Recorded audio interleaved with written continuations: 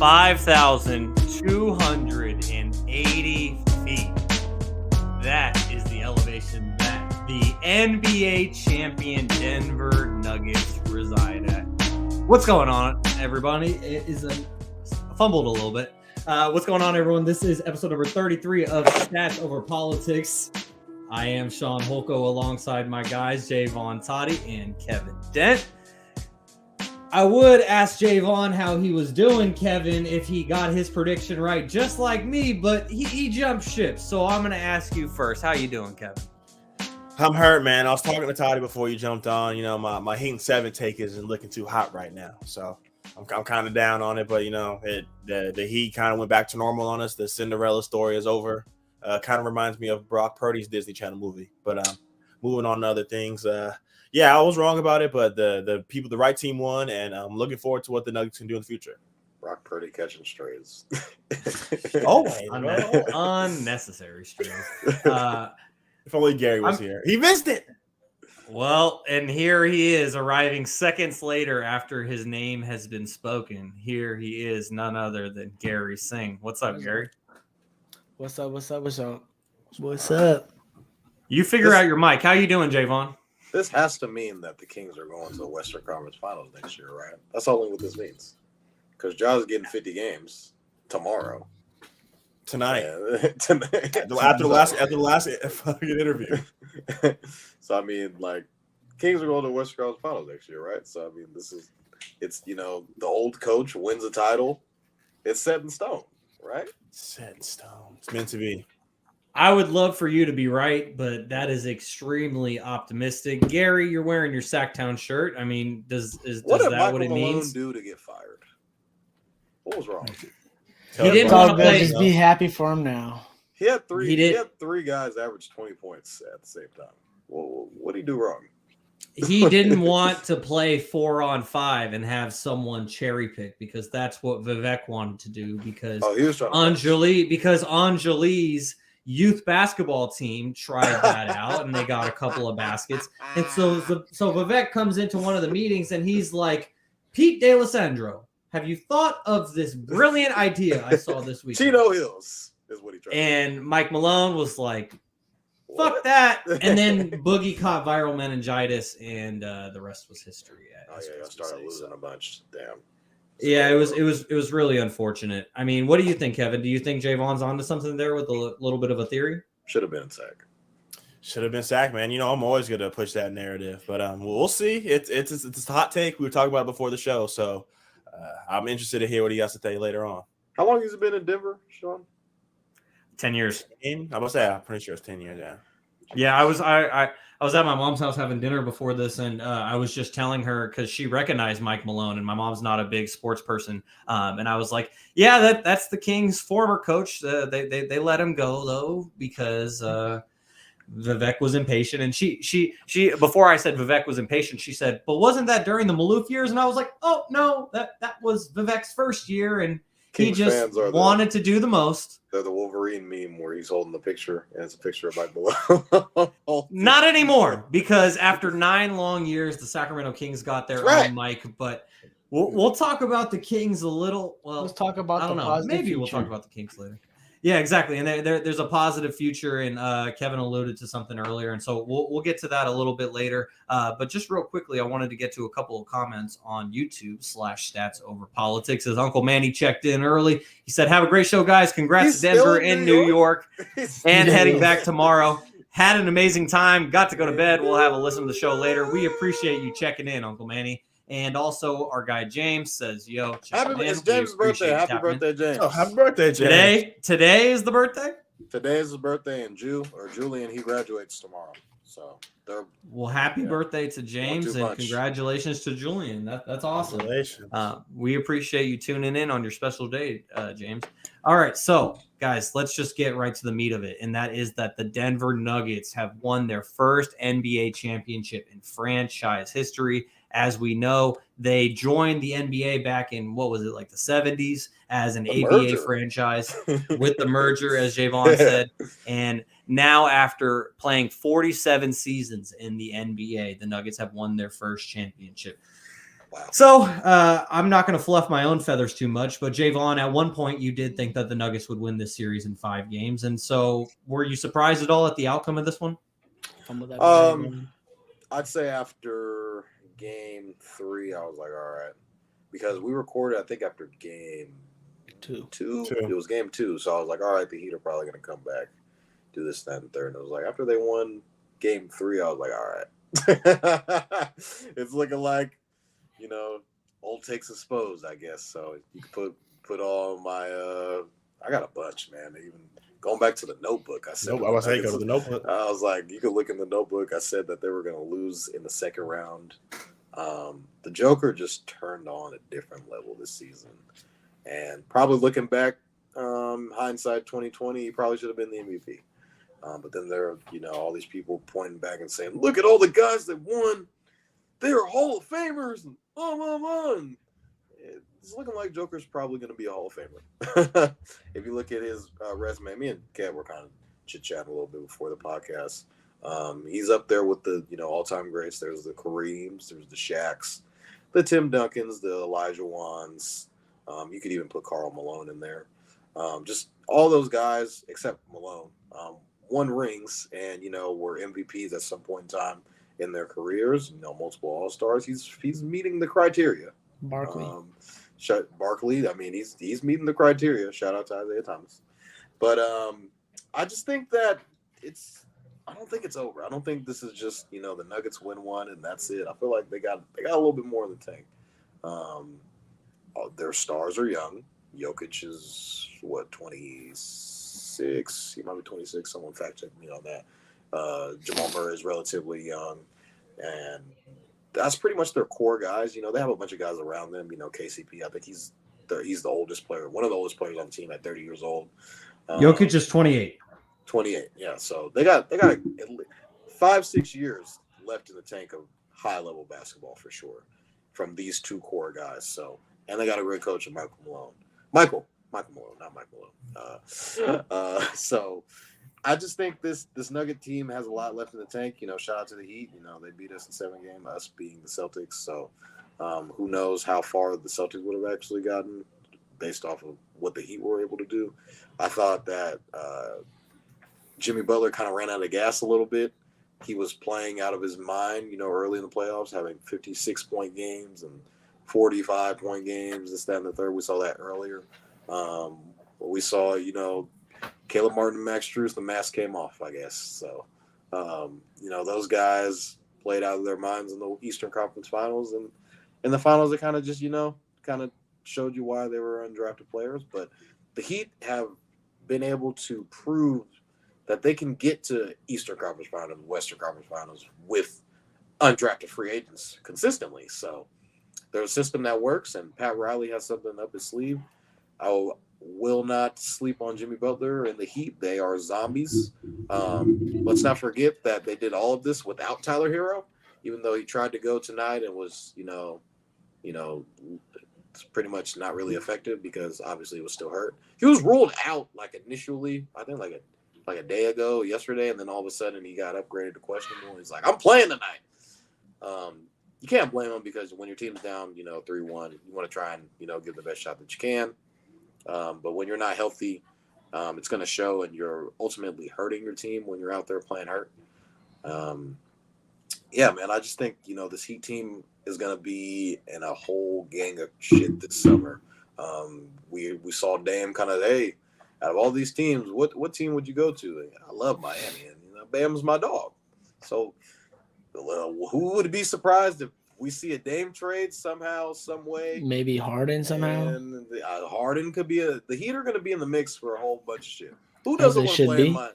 Who doesn't want to play in Miami? It's Miami, right? But there's a whole culture that goes into it.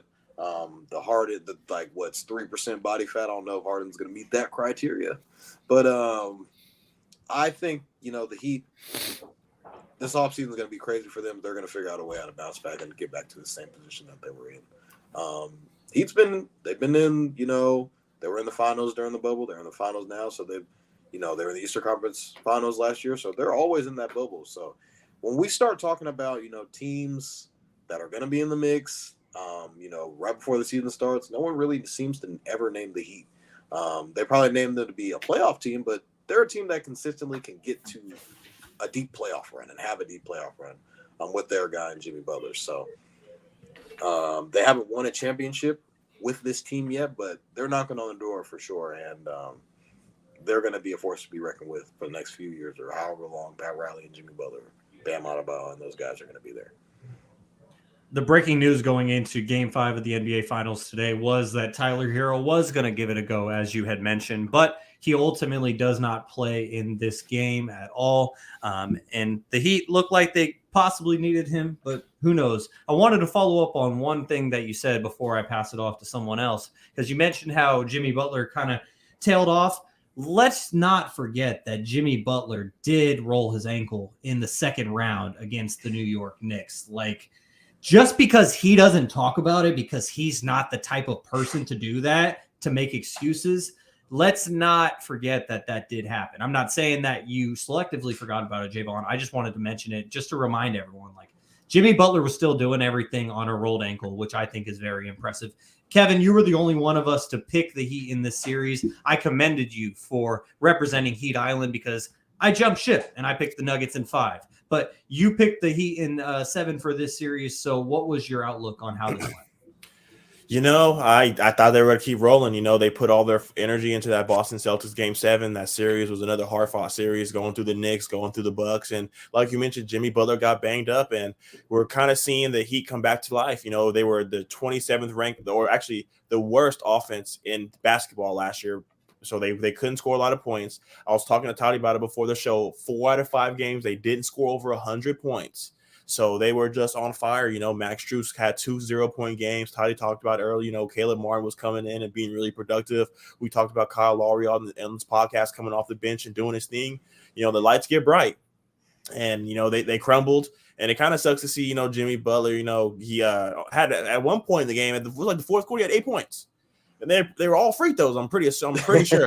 So it's just sad to see him go down. But Jamal Murray and the Joker are gonna be a crazy duo. We talked about it earlier in the podcast on Factor Cap. If they were a top 5 duo, and they could be arguably one after this run. So I got some stats for you guys. Jamal Murray becomes the first point guard since Magic Irving Johnson to have 4 straight games of 10+ assists. Nikola Jokic now joins a crazy list of NBA All-Stars to win a title without another All-Star, another All-NBA player, and another All-Defensive teammate. Joining them LeBron in 2015-2016, Ben Wallace in 03-04, Hakeem Olajuwon in 93-94, and Rick Barry in 1974-75. So the Nuggets are going to have a bright future, like Toddy mentioned. So now it's really time to see what they can do. Now they just got to build on it. They have a young roster. They have everybody bought in for multiple years. So I'm really interested to see where they're going. And I can't wait for the crazy narrative. Is Jokic the best European basketball player now? Man, years ago, I thought that Kristaps Porzingis had that potential to maybe be that one day. Man, he has sure. Yeah, Luka does without a doubt, but Porzingis, man, he's still a serviceable NBA player, but man, he sure did fall off. Yeah, he actually might, Gary, just because, I mean, it's all about supply and demand. And just to follow up on one thing you said, Kevin, Jimmy Butler finishes with 21 points in this game. When he started his scoring, he scored 11 straight points. On threes. And he had 5 points going into that point. 5 points through like 44 minutes of this game. Then he scores 11 straight points, finishes with 21 and 16 overall in the fourth quarter, I believe. And so amazing performance for Jimmy Butler in the fourth quarter, but the Heat probably needed more than the 5 points that they got from him until that point. Gary, before we get your comments on this series, I just wanted to get to a couple more YouTube comments at youtube.com/statsoverpolitics. As Dejan says, Kings winning the finals next year. I hope you're right. Evan says, the guys, we appreciate you, Evan. And then Dejan also says, LeBron had a torn ligament and he's 40. Jimmy gets no excuse. Is that, Kevin, is that your burner? No, is that my burner? Thank Dejan. Thank you, man. I was going to say, I don't want to hear no excuses right now. Everyone's injured in the playoffs. So he's on one just foot take the ball and run with it there, Gary. What did you think about it? Man. So there's so many. No. There's so many different angles I wrote down here. I'm not gonna lie, watching this game. The first one I gotta go up to is congrats to the Denver Nuggets. You know, it was a great hard fought series between them and the Miami Heat. Exactly. We're already talking about next year. Even though the coach is already talking about next year, it's like they didn't even look like they celebrated that good. Like they didn't even know they won yet. Like they were like some players were like letting it go. Something like Jokic looked like he was like, "Did that really was win? Can I go home now?" He said the job's finished. Can I go home now? I can't wait to see him pretty, the parade. I know, right? I was thinking, like, just real quick note. I know it's a Sacramento Kings based podcast. I was just thinking in my head, like, man, if they're doing the trophy celebration and we won, they'll still be saying "Light the Beam" the whole thing. You wouldn't even probably be able to hear Lisa Salters. But anyways, it was really congrats to the Nuggets. It was a great finals, and to be honest with you, they just had their way. They had too much in the tank for the Miami Heat, and we get to see the Miami Heat just ran out of gas. It was pretty tough, like we were talking about in the chat, or you guys are chiming in, how this really is lockdown defense, multiple games where the Heat couldn't score over 100 points. This went to really, especially this game.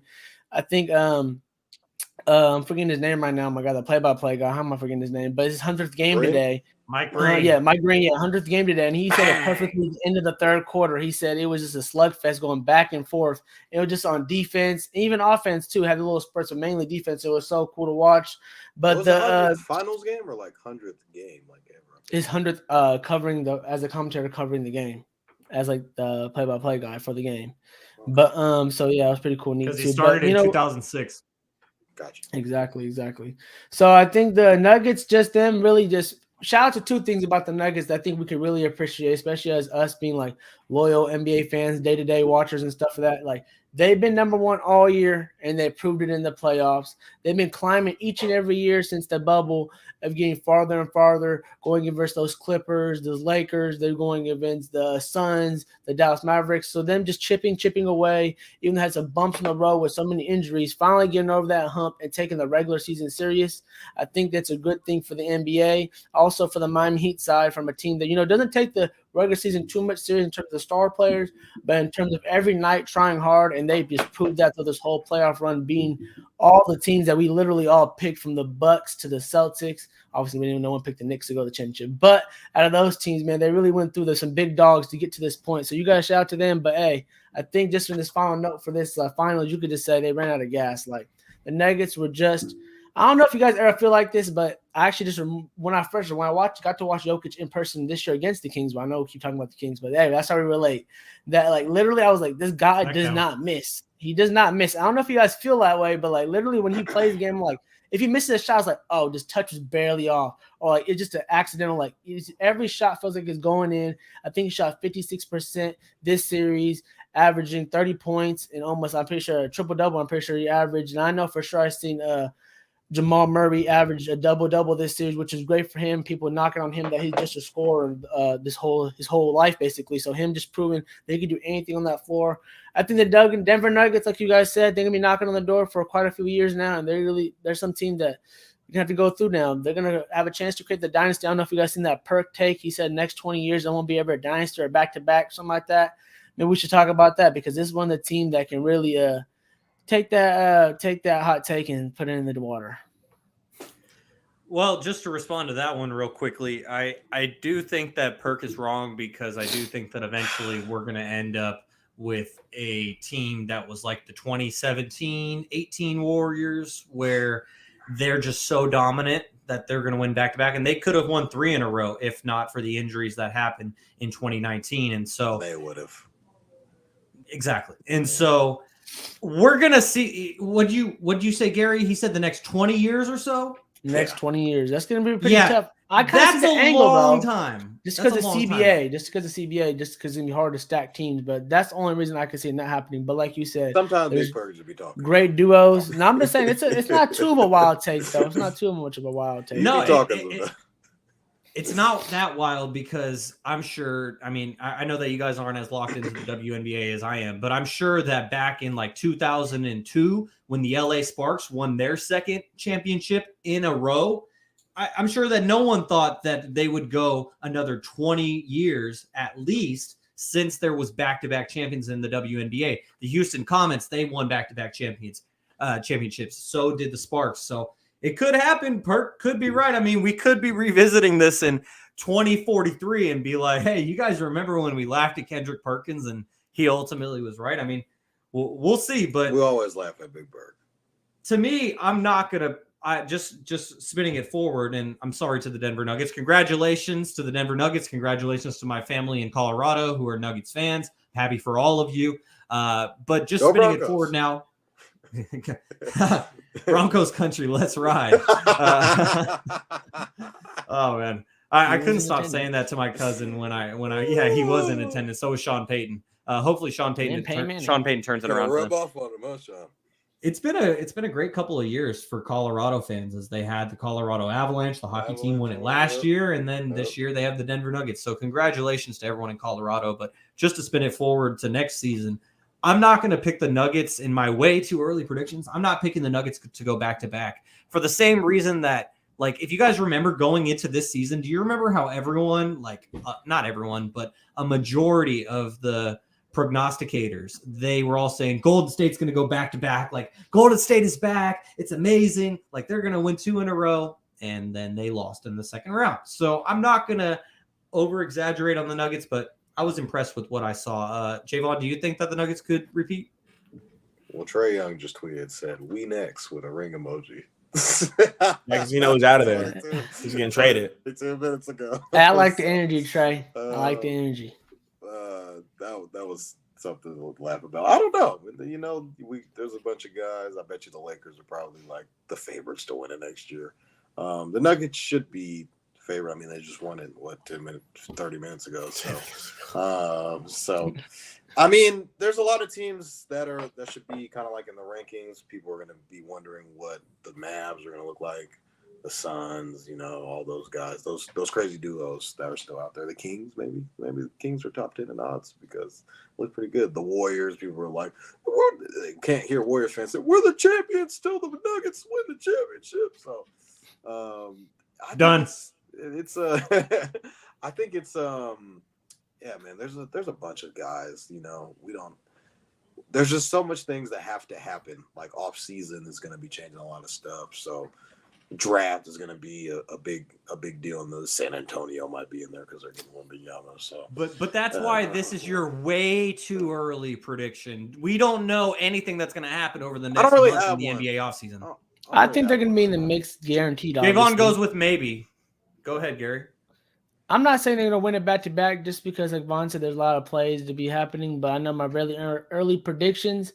There should be for sure in the mix, 1,000%, like at least Western Conference Finals. You can pretty much, I think, pencil them in at the moment, especially because as we see in these playoffs, man, they went through some big dogs. They went through Kevin Durant. They went through LeBron. They went through some big guys to get to this point. So they're not, and they Anthony went through Edwards, and those other series you just didn't even mention. I know, and then look, and there were some young bulls coming right there. So you know what I'm saying. And I think the main thing about this team is that they're young, hungry, and man, they're just big body. Like they literally use their big body lean just to wear down Miami. You could just tell, and they got that. I think they got a lot of that still coming. They still got, I think, Bruce Brown, Aaron Gordon contract. Like, yeah, that's what I'm saying. I think they got a lot of guys under contract still. So you know, this team is pretty much locked in due to health. I think they can be making noise. And like I said, Jokic is obviously, I think we could put to rest right now. He took the crown from Giannis now and it's put on top of his head at the moment, and we'll see who takes it next. But at the moment, he's the king of the mountaintop right now, Jokic, and with those making everyone proud that he won 2 MVPs, making his home city proud, making Denver proud, and as he should, especially sitting up there with his child up there. It's always cute when they always bring the child up there, man. It's just a cool moment to see him. So, you know what? Shout out to him, because I bet you, like he said, I forgot what. Oh yeah, I seen it on the thing. It was the last pick, like the latest pick ever to win NBA Finals MVP. So that right there, that's just a crazy ass stat right there that you even got to this point when we all see the pictures of him looking like it. Even the owner said, see this chubby kid from wherever he said Serbia. I don't know if that's what the owner said, but he said something chubby kid, and I was like, bro, that's so crazy that like this kid that you never expected just proved that skills and hard work and determination and just being straight poised. Like you never see him ever just fumbling the moment away or ever just rushing things. He's going his own pace. He's getting his buckets and he's doing it his way. And he's making the NBA pay for it right now. And he's sitting as a champion. So the Nuggets duo of Jamal Murray and Nikola Jokic finish with these NBA Finals stats. Jokic finishes with 30.2 points per game on 58% from the field, 14 rebounds and 7.2 assists. Murray finishes with 21.4 points, 45% from the field, 6.2 rebounds, and 10 assists. And Jamal Murray also became the first player in NBA history. Jaevon, did I just take your stat that you were about to say? Because I saw you ready to get it. Actually, no, I don't think you stole it. Go ahead. Okay, well, what I was going to mention is that Jamal Murray is the first player in NBA history with 10-plus assists in their first 4 finals games, as he averages. I got you, though. Okay. What was yours? All right, I got a couple stats. You know, let's hear it. Oh, stat guys. Give some stats. So, you know, according to stats over politics. Well, first stat is Jokic is the first Finals MVP center to win Finals MVP in 20 years. Shaq, last one. Jokic, I think Shaq was the last one. He also led the playoffs, not the NBA Finals, the playoffs in points, rebounds, and assists. And then last but not least, my last stat is about Jamal Murray, who I did have my Finals MVP. It was plus 375, I believe. Did not work out so well. It's all right. It's $10. What's $10, right? What's $10? The hotline starting off cold. What's $10 when you're a baller like you? Yeah, when you get Chicago Fire every night. The last 3 guards. So the last 3 guards with 100-plus points, 50-plus assists, 45% field goal, and a final series were Michael Jordan, Magic Johnson, and Jamal Murray. So Jamal Murray's in some conversation, some Hall of Fame conversation. So got to put some respect on his name. He's top 5 guard, right, Kev? Hey, yeah, that clutch buckets. Yeah. And off the ACL. That's a hard debate. 2 years came back. Boom. Didn't the Warriors beat them last year in the playoffs? Yes, they First did. round. Without first Jamal. round, 5 games. But Jamal Without didn't play Jamal and without MP. Porter and that. That'd MVP. be a playoff series I like to see. And I know they've been saying it all year. They said we ain't lost it with Jamal since he's been back. So they got something to prove. So they said when he's healthy, it's the bubble. Yeah, the stat that I love the most that you mentioned, Jaevon, is the fact that Nikola Jokic is the first step. Yeah. Me? Yeah, yes, it's you. But yeah, I just love the fact that a center won the Finals MVP for the first time in a long time, considering, as Adam Silver mentioned, that this is the first NBA Finals that they have had since Bill Russell passed away, and the Finals MVP is named after Bill Russell. And so the fact that it's the first Finals MVP that's a center in 2 decades, that's pretty awesome to me. And Nikola Jokic and Jamal Murray, they finished as the first duo in NBA history to average 25 points per game, 5 rebounds per game, and 5 assists per game in a single playoff run. That reminds me of the Tyreek Evans stat from when he was a rookie, 25 and 5. I mean, the Sacramento Bee was cooking everybody that year. Shaun, y'all don't know basketball. I remember it very vividly because the Sacramento Bee had like a whole spread when he won Rookie of the Year, where they had 4 separate days that they did a whole like life-size poster of Tyreek. And my mom, exactly, yeah, my mom, she not anymore since I moved into an apartment. It's rolled up. I probably should put it on a door, but yeah, it used to be on the back of my bedroom door where Tyreek Evans is standing like 6'6" or whatever. And I'll never forget that rookie year. It was amazing. And also just to talk about, I think this was Tyreek's former coach, Michael Malone. He becomes the second longest tenured coach in NBA history before winning a title. This isn't Shaun's pop quiz, but any guesses, guys, who the longest tenured coach in NBA history was before they won their first NBA title with that team? The Nuggets or just in? No, like in NBA history, the longest, like this guy was with this team for X amount of seasons. He was with this team for 9 seasons before he won his first championship. The hint is that he won a championship with another team before he became the coach of this team. It's related to this series. Heat legend. Pat Riley. Oh, Pat Riley? There we go, Pat Riley. I knew once I said that. There we go. I knew this. Gary, I don't want to hear it if I didn't even hear any types of guesses. That's who I was thinking of. Hey, you know what you gave away when you said they already won a championship before, and I was like, yeah. See, I should have let it marinate a little bit longer. That's my fault. DeAndre Jordan has won a ring before Chris Paul and Blake Griffin. It's crazy. Oh man! Shout out to DJ, man. He cool. Lob City. KCP got another one too. He saw him dancing. You see him stepping out there. He was having a blast. You could tell he's like, ring chasing. Club. What do you mean he didn't ring chase? They wanted him. They wanted. They paid him a bag to come over there. That's true. Yeah, he's just a role player, is what he is, and he played his role very well, especially in these last 2 games. Any other final thoughts about the Denver Nuggets, guys? That damn Russell. No, we switching to the Heat now. Congrats to the Denver Nuggets, NBA champions. I mean, Gary, what else do you want to say about the Heat? Go ahead.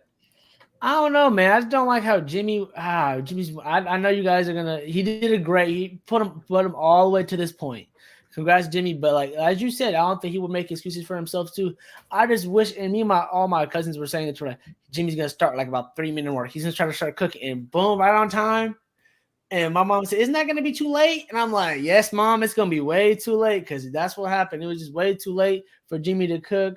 And like just like the broadcaster Stan Van Gundy was saying, like man, like they just Jeff Van Gundy. Sorry, Jeff Van Gundy was saying like really they were putting a lot of pressure on these their teammates to make threes, and when the threes weren't knocking, especially in Denver, I knew that. And Denver were hitting threes too, but I know at some point the crowd was going to unite and get them the little spark, and that's what they did. And I wish Miami was just so close, man, just so close. They even got people might say, you know, the crazy. NBA's rigged. I'm trying to do Vaughn's voice. He'd be doing pretty good. How the crowd be talking. NBA's rigged. It's scripted, bro. It's scripted. NBA is rigged. It's scripted. It's scripted, and it kind of looked like that, especially with the Butler shot. I'm not gonna lie, on the corner 3. I'm like, that's a tough call they made, but they still gave it to him. Which is so close. But man, this team, they're still knocking on the door. I think that they're gonna, like Vaughn said, they're still like 1 or 2 paces away from really, you know, making just the next jump because I think they have a lot of guys who are like in one above role where they should be. They should be knocked down a pedestal so that they can just be more comfortable and it won't be, you know, just like that. Even though one thing, okay, 2 things real quick on just the Pacific this game. What do you guys think? First of all, the turnover by Jimmy. What did you guys see on that? I was irritated because he got 2 feet in the paint. He was trying, but you know he tried to do the fadeaway, but he slipped. But that corner 3. They've been reading it all night. That spread out, kick out 3. So that one was like good on KCP, you know, locked in on defense. But man, the pull-up 3, my cousin hated it. Even my little cousin called me, why did Jimmy take the fadeaway 3? But I was like, I think it was good just because if you guys, and I know a lot of time was left. I just think that he knew that, all right, if I don't pull this right now, he's going to hug up on me and it's going to be a 2-point game and maybe go to the free throw line. And then we're playing missed free throws and things of that nature. I think he just wanted to boom, let's just tie this thing up, send it to OT right now. So what you guys think about those 2 possessions by Jimmy? Even though he was doing great all year, we don't want to knock on him or anything, but hey, we got to talk about the last moments here. Well, I just want to touch on the kick real quickly, in which Aaron Gordon was called for a foul, but Jimmy Butler inevitably stuck his foot out and kicked Aaron Gordon in the groin. That one was very similar to Mike Bibby fouling Kobe Bryant with his face. Mike Bibby fouled Kobe Bryant's elbow with his face back in the 2002 Western Conference Finals. And apparently today, Aaron Gordon fouled Jimmy Butler's foot with his groin. And so that's all I have to say about that. Go ahead, Jaevon. you got to give credit to the Nuggets defense. Their game plan throughout this entire series has been top notch. You got to give credit to Michael Malone on the defensive effort that pretty much this team has given. I just thought that the Nuggets were packing the paint pretty well. So Jimmy was trying to drive right, and he pretty much didn't have. There was really no lane for him to get to the basket. Steve Nash little cut around openings. What he should have did was just retreat dribble and just kept his dribble alive, but instead he stopped his dribble, and that kind of just allowed the ball to become dead. Me and Kev know a lot about that from Coach Fred back in the days. When the ball is dead, you just scream dead. And then, KCP kind of just, had them. He was in help defense and kind of just made the right play, and he kind of just stuck to his man. It's pretty much what it's basic defense, really. And just when the ball stops, you kind of just stick to your man and deny the ball. And KCP did that, got an easy steal.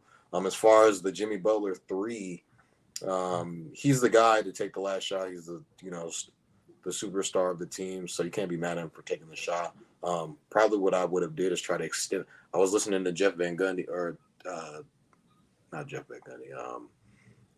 Is it? No, it was Jeff Van Gundy. Yeah. So Jeff. So I was listening to him.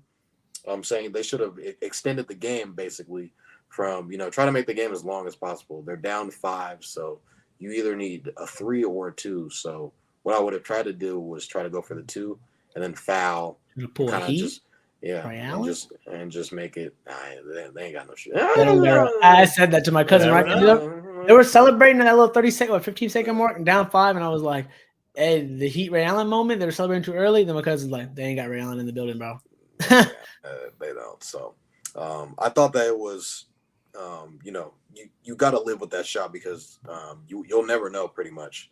But if it were me, Jimmy Butler, he's really good at getting to the basket. I kind of saw him passing out of a lot of shots in the first quarter. He was driving to the basket a lot and was passing out of a lot of shots, looking for Max Strus, who didn't have it, looking for Caleb Martin. I'd say the only person that kind of had it from 3 was Kyle Lowry, but he wasn't in down the stretch.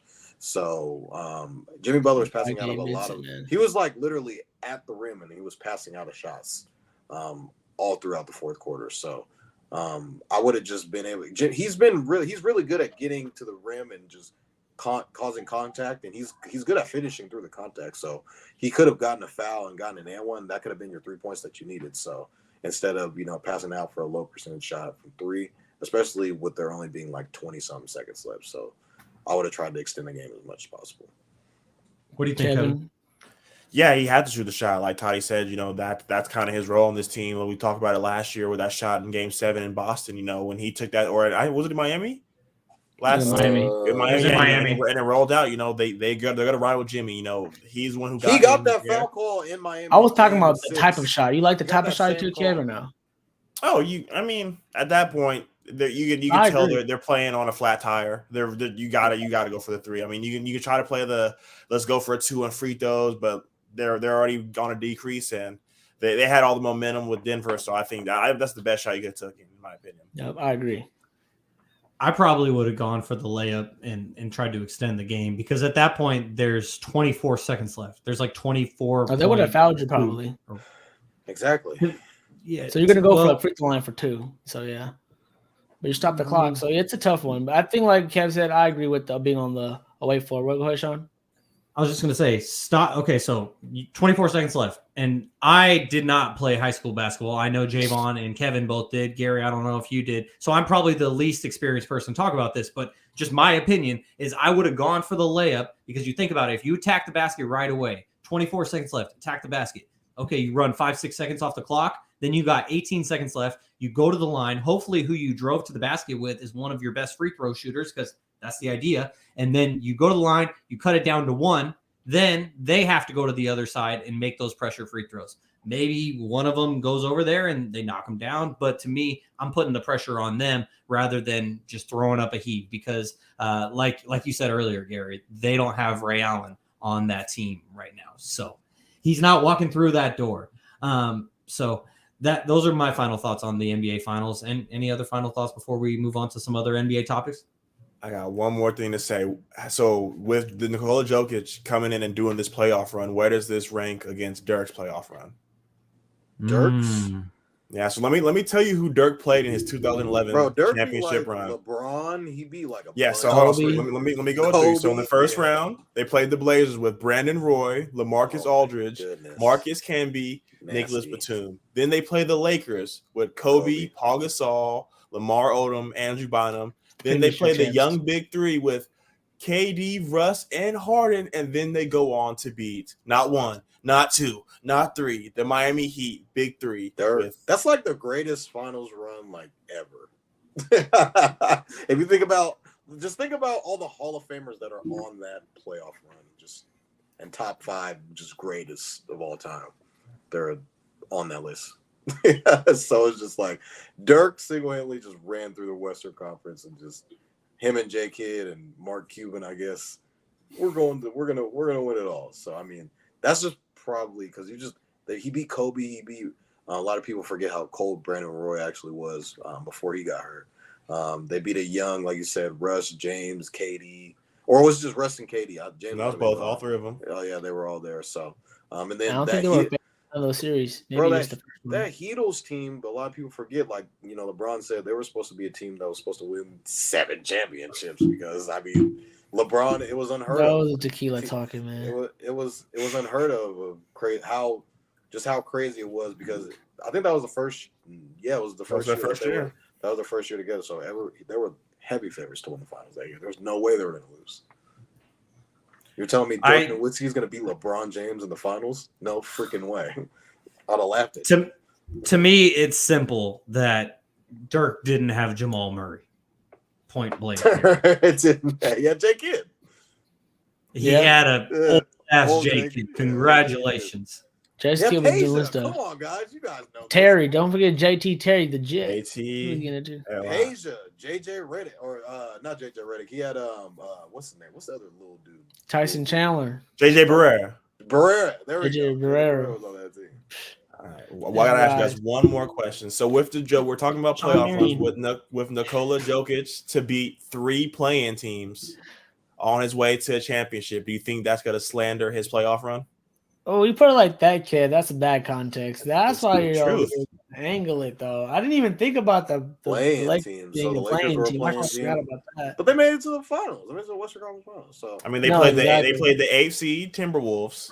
They played a team with the Phoenix Suns who played 10 games with a full healthy victory. So what are you trying to do? Can you trying to discount them? They played the Lakers, a play-in team, and then they beat a play-in team in the finals. I'm just saying that's what people are saying. They're saying it's not a legit run. Nah. Oh, don't do that. I'm not doing no legit run. Finals, though. Nah, they gentlemen sweep these guys. They talk about all day on the big heads, sports head. So I have to ask. Nah, they handle their business. They deserve 100% respect. Go ahead, Shaun. The Nuggets lost 4 total games in this entire playoff run, and they were the best team in the NBA all season. Number 1 overall seed. And we're going to penalize them because they decided to add the great idea, which is the play-in tournament. Fuck no. This was an amazing playoff run. I'm sorry. I know you had to ask that, but hell no.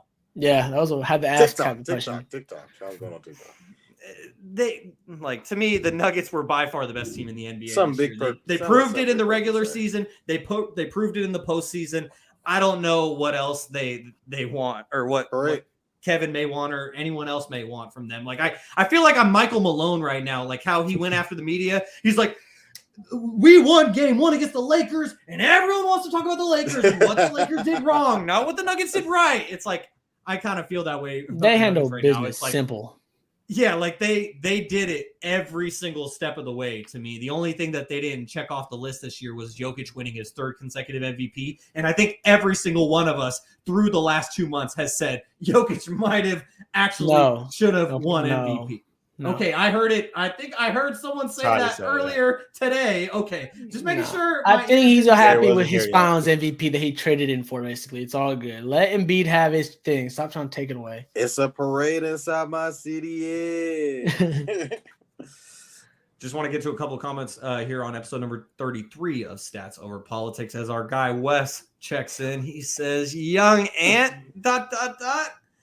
Then our guy Jesse, Gary's brother, says that's why they are the Nuggets got the best record. Thank you very much, Jesse. I completely agree. Learn how to type, Jesse. Yeah, That's my little brother. I I was going can to say just read it straight out. So for the audio only listeners who were not able to read what Jesse said that's why the Nuggets got the best record. We He's appreciate chilling the right contribution. Yeah, come on, Jesse, take a little bit more time. Yeah. He said I'm done commenting now. Watch. Yeah, I know, right? We appreciate you, Jesse. Yeah, you might just well, and yeah, it's a parade inside of Denver right now, but it will not be a parade in Memphis tomorrow. Next year. We've speculated enough, I Tomorrow. think, in my opinion, on John Morant's situation, so we can wait for the official news, the official verdict to come out for Ja. We'll talk about that on next week's episode of Stats Over Politics. But a piece of news that we got this past week, guys, that was a little bit shocking to me, that is that the Phoenix Suns, who the Denver Nuggets took out in this playoff run, they might waive future Hall of Famer Chris Paul, CP3, if they can't find a trade partner for his like $37 million contract. So, Kevin, what did you think about this news? It was actually really surprising because I mentioned earlier how they only played 10 healthy game season. Chris Paul in those 10 games averaged 17 points, 10 rebounds, and 10 assists and 6 rebounds. So he was putting up productive numbers. Everyone wants to talk about the playoffs. Yeah, he might not still be the Chris Paul we all think about, but he's still a damn good point guard. So I think this is essentially them just saying that they're going to have to knock down some of this money. They're going to have to restructure a contract because if they want to do things and continue to add holes in this roster, Chris Paul's not going to be able to make, like Shaun mentioned, $37 million. And if they can't come to an agreement, it's going to be interesting to see where he lands. You know, as soon as it happened, Garry was talking about getting him a one-way ticket to LA. So it's going to be interesting. Kev said what? Oh, what did Kev say? Kev was doing jokes. I don't know if he was serious or not. He don't want CP3. No, Tell us why you don't want CP3 in the Lakers. Why do you want LeBron? Can come to LA and run clutch. He can help run clutch. They got a lot of young guys on the roster. He can be a mentor. Unless you don't come and be like Kyle Lowry. And you're going to come be a 6-man because that's another unreliable guy we're going to put next to LeBron James. Lob City reunion. I can see why you were saying that. I just thought that I wanted him there. No, I think he don't like the Clippers on the inside of his heart because they didn't trade him away type of thing. Oh, he kind of wanted to get away too. I think it's bad blood there, Loki. I feel like it's bad blood. New ownership. True. Doc is gone. I would say send him to the Lakers, even though Kev might not agree. I send him to the Lakers, just like Kev said, though. We can send him for obviously a minimum deal because he's going to get paid out or bought out, whatever. I don't obviously want to trade for him because they got to give something valuable. Obviously, if CP3 is on your bench, and obviously, like Kev said, if we get to keep at least Russell, or if we get to keep obviously Reeves and Rui, the main pieces they wanted to keep. Well, if he comes, do they want to keep D'Angelo Russell though? I love my guy from Ohio State, ice in his veins, but do they want to keep him? The fans don't. I'm okay for we know the fans don't want to keep him because he had a bad last couple games. But let's be honest, he did help them in this year get to the playoffs when he came to the team. They were not in the playoffs. AD was a little injured for that time. LeBron was a little injured for that time. I know that it's not looking the greatest right now, but he did have a first 2 great series versus Memphis and the Golden State Warriors. The last series just wasn't a series. He got exposed on defense. But I feel like if Chris Paul is there, split those little bit minutes. Hopefully Chris Paul gets tailored down a little bit so he can make it to the playoffs. And then they can have a little balanced attack with those two rotating in. I feel like him being added to the situation there will help Chris Paul in his next season play, a full year, and also could help a young point guard like D'Angelo Russell on the Lakers to help them move forward because they're going to have to start thinking about the future here. If with Anthony Davis, who they're probably, like everyone's saying, going to give him a long-term extension, which people might be hesitant, but I think they should because you always got to take care. Well, Lakers are known as a franchise that take care of the superstars. Plus, really what it is, you don't want to be known as the franchise that doesn't take care of the superstars. Because once that gets out there, like it might be happening in C-Town over here with Jaylen Brown, then things start getting spicy in the rumor report. So I think they should handle business in those 2 aspects, and I think they should get CP3 and clip that, kid. I love the strays.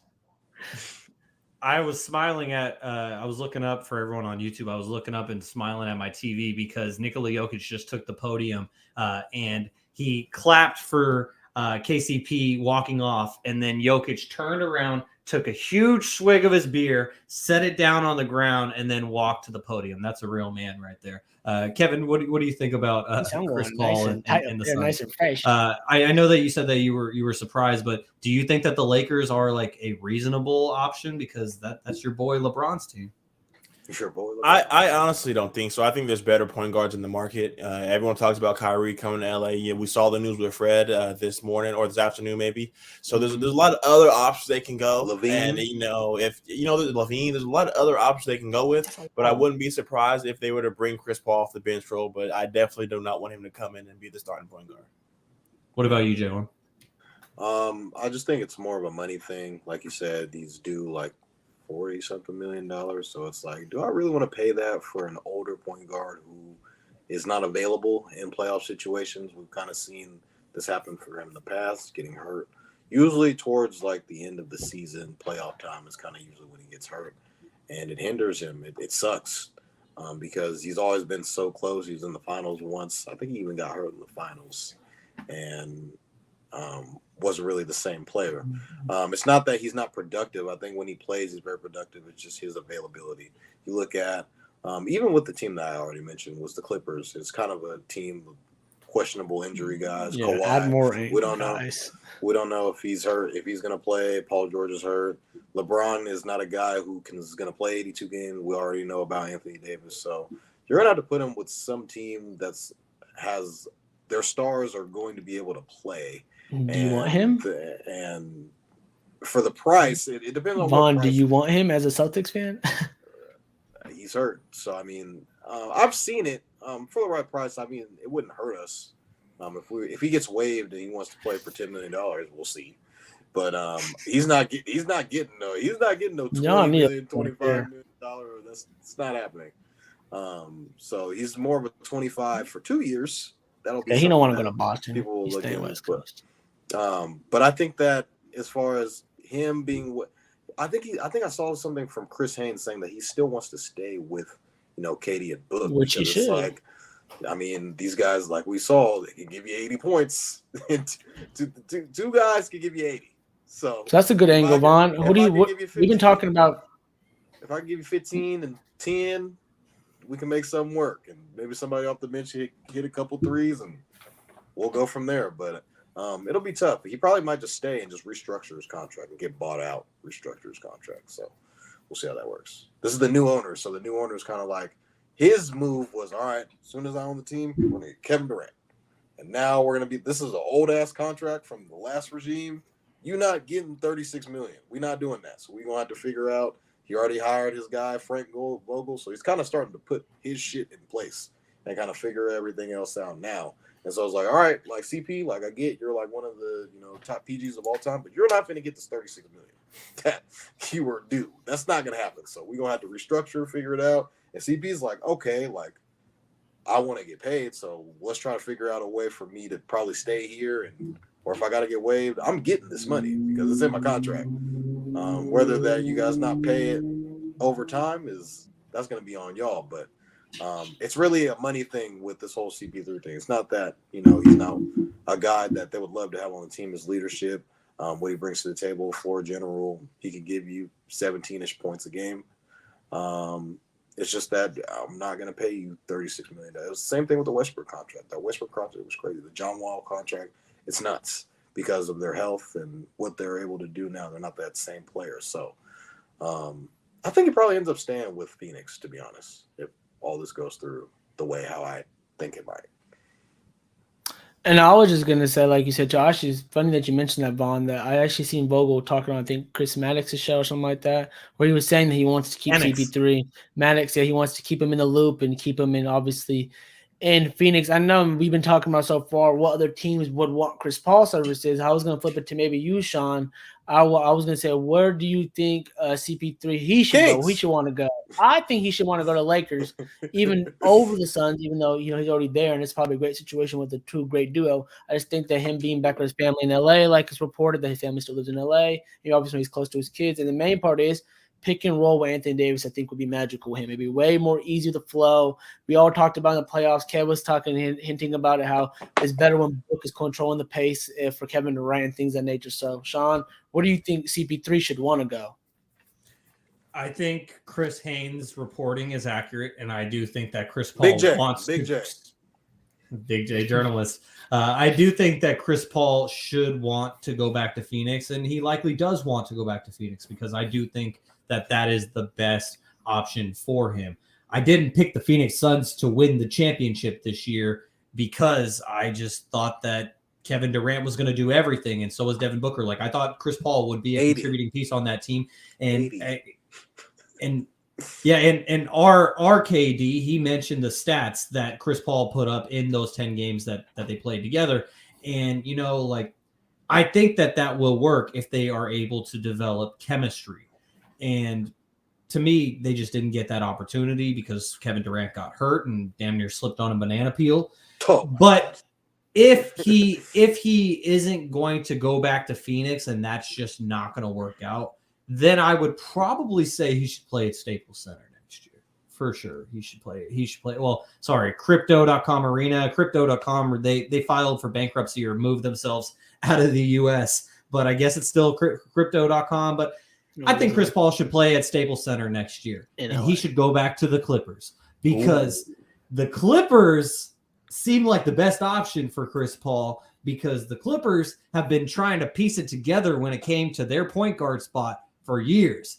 Like, they tried to make John Wall work. It didn't work out. They tried to make Russell Westbrook work. It worked okay. It worked okay. But did they win a championship? No. Did they make it to the second round? No. So, to me, Chris Paul would be an upgrade over Russell Westbrook. They're both future Hall of Famers, but to me, I feel like Chris Paul would fit better to run that offense for the Clippers. And so, if he wasn't going to be a Phoenix Sun, then staying on the West Coast, like you mentioned earlier, is the best option for him. And going back to LA could be a great fit for him. That's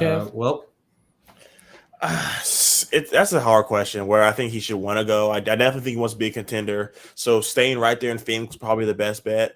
I wouldn't be surprised to see him want to try to go back up, be on the Cam Newton role and go list a whole bunch of guys he want to back up, and he could go take that role in his career and just kind of just take that next step back, which we talked about Kyle Lowry and how he prolonged his career. When you guys have these guys who've been starters their whole career, early round draft picks, they have this expectation to play and be the starting point guard. But once they step back, they can prolong their career. So if he can do that, I wouldn't mind him, going to Boston, going to Miami, going to a place that really just need another point guard or another primary ball handler. So I think the options are endless, but I think his best bet to win another championship or a championship would be staying with the Phoenix Suns. The former spot of one point guard is Sacramento, that point guard being Bobby Jackson, who has now moved on to Philadelphia to be an assistant coach on Nick Nurse's staff. As we know, Bobby Jackson was an assistant coach with the Kings for multiple years. Then the last couple of years, he was the head coach for the Stockton Kings, the G League affiliate of Sacramento. Nick Nurse, as we know, former G League head coach himself. So no surprise that he brings on an experienced G League head coach, but also a former NBA assistant and a former NBA point guard in Bobby Jackson. So, Garry, since you're wearing former Sixth Man of the Year, thank you very much, Jaevon. Let's speak on it. And so, Garry, you're wearing the Sacktown shirt, so I'm going to go to you first on this one. What do you think? Would you call Bobby a Sacktown legend? I think so. So what do you think about Bobby going to Philly to be an assistant on Nick Nurse's staff? 1,000% think he's a Sacktown legend. It's going to be it's a bittersweet. Obviously, congratulations, Bobby Jackson, getting an opportunity to elevate his career in the coaching ranks and, be able to help a good Philadelphia team. So that's really cool for him to get an opportunity, work his way up from coaching in the G League and things of that nature. I think, it's bittersweet because I'm going to miss seeing him around Sacramento. He comes to all the games. He always supports the Kings and the Stockton Kings and helping this team get back on the map. So he's been a great coach, I know, for a lot of Kings players who came through the last few years. So shout out to Bobby Jackson. Wish him the best of luck in Philly. Fellow Kings fan, Kevin Dent, what do you think about Bobby Jackson, Kings legend, going to Philly? Oh, man, anytime someone from Sac is doing something great, we're always going to talk about it. So I'm happy to see him do it, all the great things he's done for Sacramento. And I'm not too sure, but I'm sure he was with the Stockton Kings for a while, yeah?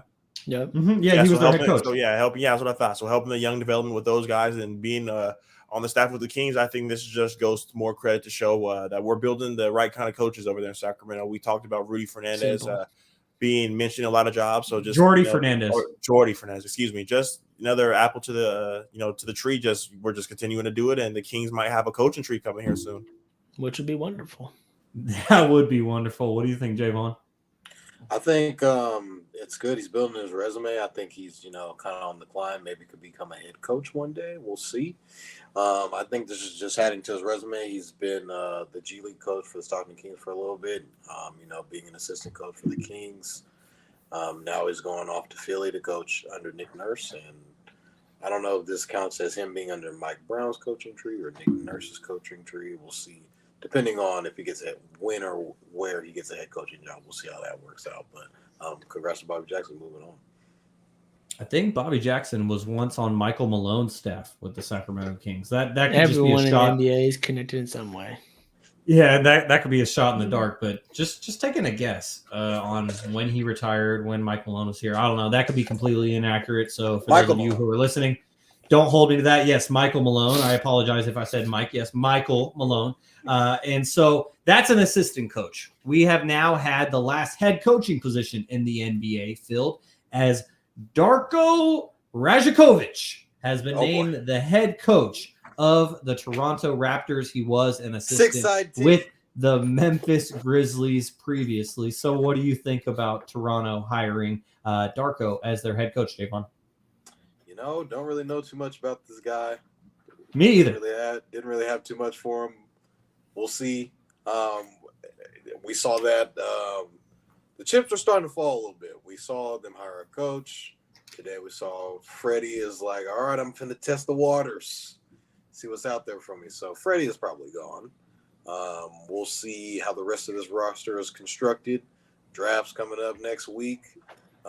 Masai, we'll see what he's got up his sleeve because, once upon a time he did trade for Kawhi Leonard and they ended up winning the championship the next year. So we'll see what he's got up in his sleeve and how he'll be able to kind of construct this team. And he might be a mad, evil genius, and who knows, the Raptors might be, creeping back up to, their championship ways. So I have no idea what this coach will look like because, we're kind of seeing, Shaun mentioned in the group chat, we're seeing a lot of assistants kind of come out of the woodworks because they don't want to keep recycling the same guys kind of over and over again. So they're starting to pick out the assistants, and these assistants, what a time to be an assistant coach, right? So maybe that's why Bobby Jackson went to Philly. He's seeing all these assistant coaches getting hired as head coaches, and he could be the next one for all we know. He sure could. So it'll be interesting for sure. And I mean, Kevin, Garry, Jaevon, and I have already been honest. We don't know much about Darko. Do either of you have thoughts on this move? Not I did. I was literally trying to look up something, so I got something to say. But yeah, I couldn't tell you anything about him. I appreciate the effort. What's up, Garry? Garry? Anything on Google? Oh yeah, I met him before. He's a really cool guy. I feel like he's been locked in and really helped that Memphis culture turn around. So that's cool. Like, he's actually shown that he was there with the dangler. Exactly. But he's really helped that franchise, go from the bottom up and help a foundation. So that's cool that he's going to help, obviously, the Raptors lay a new foundation.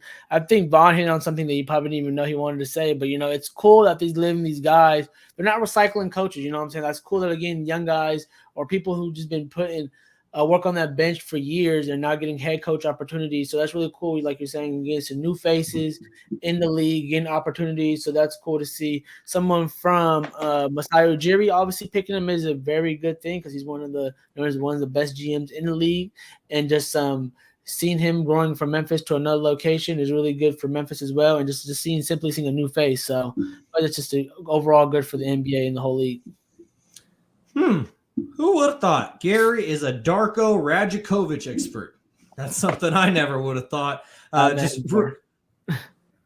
Okay, moving on. I just want to give a quick shout out to my cousin Galen because I mentioned my family who live in Colorado who are Nuggets fans. Apparently, my cousin Galen was at tonight's clincher, so that's pretty awesome. And I hope he gets home safely because he said that he didn't have any reception at the game. I hope he gets home safely. Shout out to cousin Galen. Streets are packed. So. Streets are packed, and that's something else I saw on my TV in in front of me. The mountains? No reception in the mountains, I guess? No reception at Ball Arena at 5,280 feet. Too high. And they were looking gas today. I ain't gonna lie, but I just don't know if that was gas because of Denver or gas because Denver's just been too big body leaning on them all series long. I think it's the 5,280 feet. Let's ride.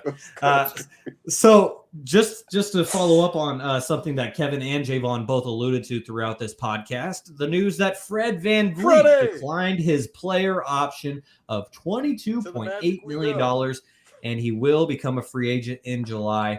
Man, guys, these last 3 or so years have flown by because it feels like yesterday that Fred VanVleet agreed to this deal, and he was the first undrafted player to ever get a certain amount of money. I remember the news breaking and him having a kid, and he was going after he had a baby. He was the best point guard ever and all that stuff. Yeah, it's crazy. So was this the right decision for Fred, Jaevon? Yeah, he's out there trying to chase that bag. A place here. I'll just go off the loop and just say a crazy place. San Antonio. He can go there, play with Wemby. Maybe I think that's just a crazy place. A lot of people were San Antonio. Remember what Chuck said? Who was that saying San Antonio? I don't know, man. You've seen a lot of people in San Antonio. They drafted good. Don't forget they drafted good. A lot of people are gonna, I wouldn't say want to play there, but they're gonna start winning a little bit with Wemby. So he's probably just gonna go to the highest. Wemby ain't Braun. He ain't coming out the gate like that. He has to climb. We'll see. I think that he'll probably just go to the highest bidder. I'm just looking at teams I think the Magic would probably be another team that'll probably be pretty solid for him. Send him to Shitville. It just really depends on where he wants to go. If he wants to win, then he'll go to a contender. But he wants to get the bag, which kind of sounds like what he's trying to do. He'll probably go to a lesser team. But he'll still be getting paid for it. So $22.8 million. He's probably trying to get 30 a year. He's probably going to go to a team. Though the teams that can offer him that are teams that are probably in contention right now. So, as Garry would say, Shitsville. So, what do you think, Garry?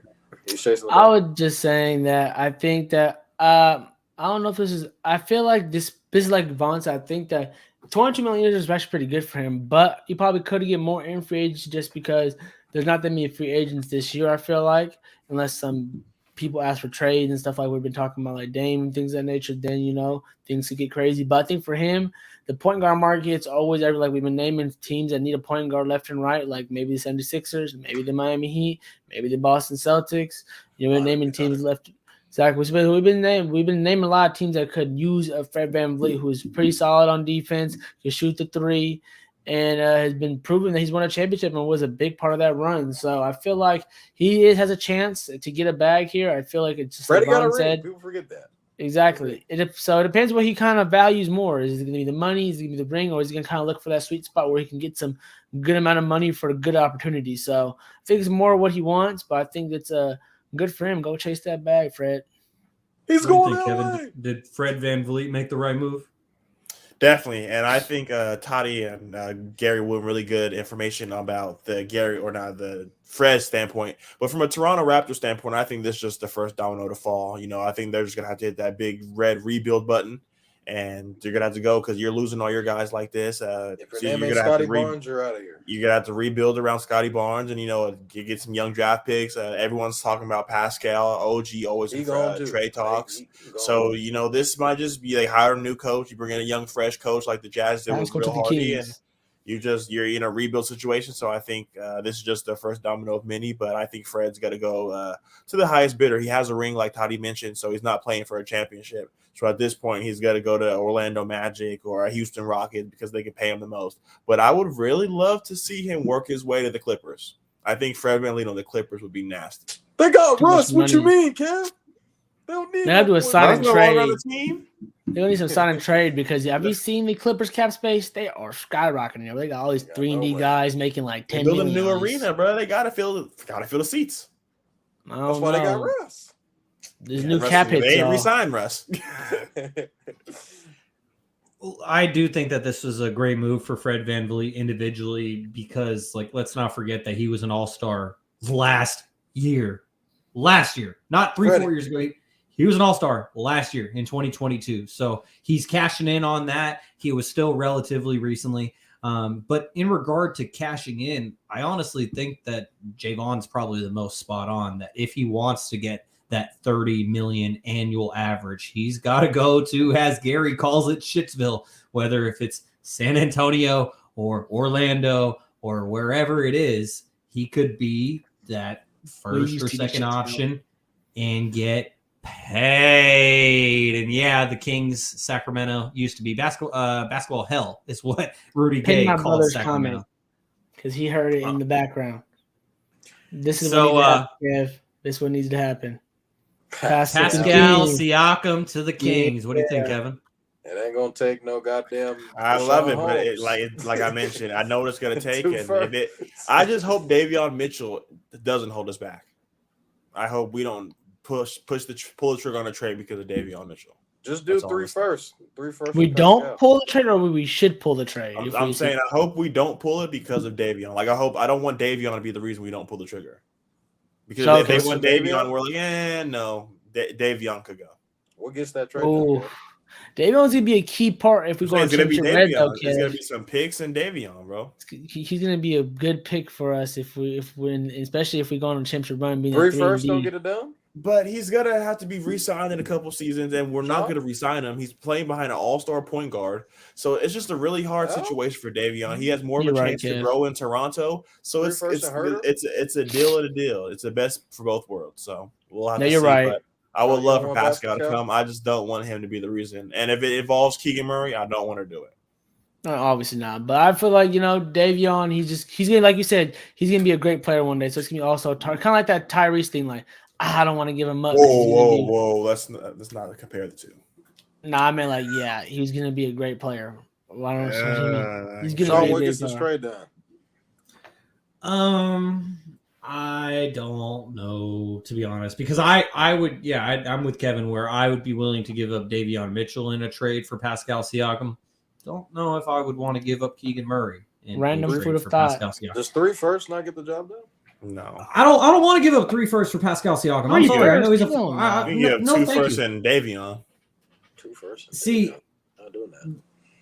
Just maybe our lottery no more. Keep Davion and give our pick this year away.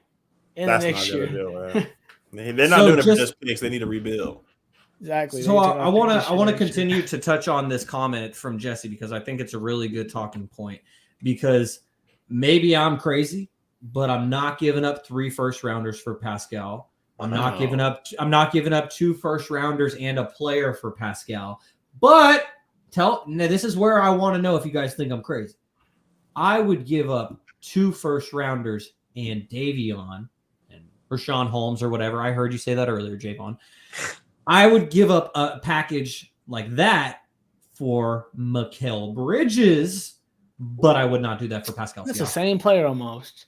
No, not to me. Not to me. That's Garry, tell us why you think that, unless you realize that was a dumb comment. No, I feel like they're pretty similar. It might be actually Pascal proven it for a long term more. He's been on a championship winning team. Also, isn't he most improved player this year or last year? Though. He was most improved a couple of years ago. Yeah, so he's been on the climb. I feel like he's a really good player. I feel like it's not that big. Maybe Mikal has more upside, but I think right now at this moment where we stand, Mikal had a good second half on the Nets who ended up getting swept in the first round. Hey Shaun, that price went up. Just wondering.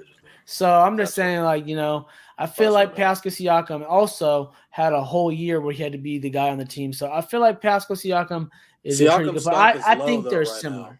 Yeah, it might be low, but I'm just saying, in my eyes, I think they're similar players. I thought you were going to say trade them for Brown, Shaun. Then I'll say yes. We're not going to have to trade nothing for Brown. He's going to be a free agent, fellas. He's going to come on his visit. But money-wise, he might be all over the city.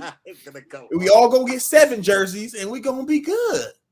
Which Brown are you guys talking about, just for everyone to know? Only one Brown, Shaun. Come on now. There's Bruce Brown, who was just lighting it up in the NBA Finals. There's a lot of Browns out there. Yeah, Shaun, I wanted to trade the moon for Bruce Brown. He had a great Finals. Both of them. See, thank you, Kevin. There's another guy with the last name Brown who is a free agent. Thank you. I didn't want to assume. Sorry. How about Dwight Howard? Do we want Dwight Howard since we're talking about the Kings right Next now? Dwight Howard's team in Taiwan wants him to take a 65% pay cut. That's why he wants to come to Sacramento. I'll bring Dwight Howard. He's a proven champion. He's a rim protector. He need 20 minutes. If the Lakers would have had him this year for 6 fouls, they maybe could have beat the Denver Nuggets. Oh, that's another. Just to go back on Shaun's take, as far as Mikal Bridges, and rebounding and defense. I like that. I would do that, but I think that his price is way too high right now. We saw what he did in the playoffs, so a whole bunch of people. The Brooklyn Nets probably might keep him. I think there was reports saying that they were getting like 6 first-round picks at the trade deadline for him. And they were like Mikal Bridges. Oh, okay. There was a report that came out about that. So and they said 6 no. first-round picks. Yeah, they said no. So I was just I think hopefully that Jim got fired. What are you thinking? But I think just that was before what he was doing in the playoffs, and I think after what he did in the playoffs, he's probably a max guy now. So I think that trade that Shaun proposed, the 2 first-round picks. Can you do it for more than half a season, please, Lord? I think we like you, Bridges, but can you do more than half a season before you call him a max player? I think we'll sign him to an extension. It's good. I think the Pascal Siakam thing is more realistic. That trade would be more realistic just because his stock is lower now. The Toronto Raptors had a down year. We've seen what he's been able to do in playoff situations, the finals. He's a multiple-time All-Star. I think he's probably I probably have to agree with Garry a little bit more. I usually don't agree with Garry that much, but I just think that he's a more proven player as of right now.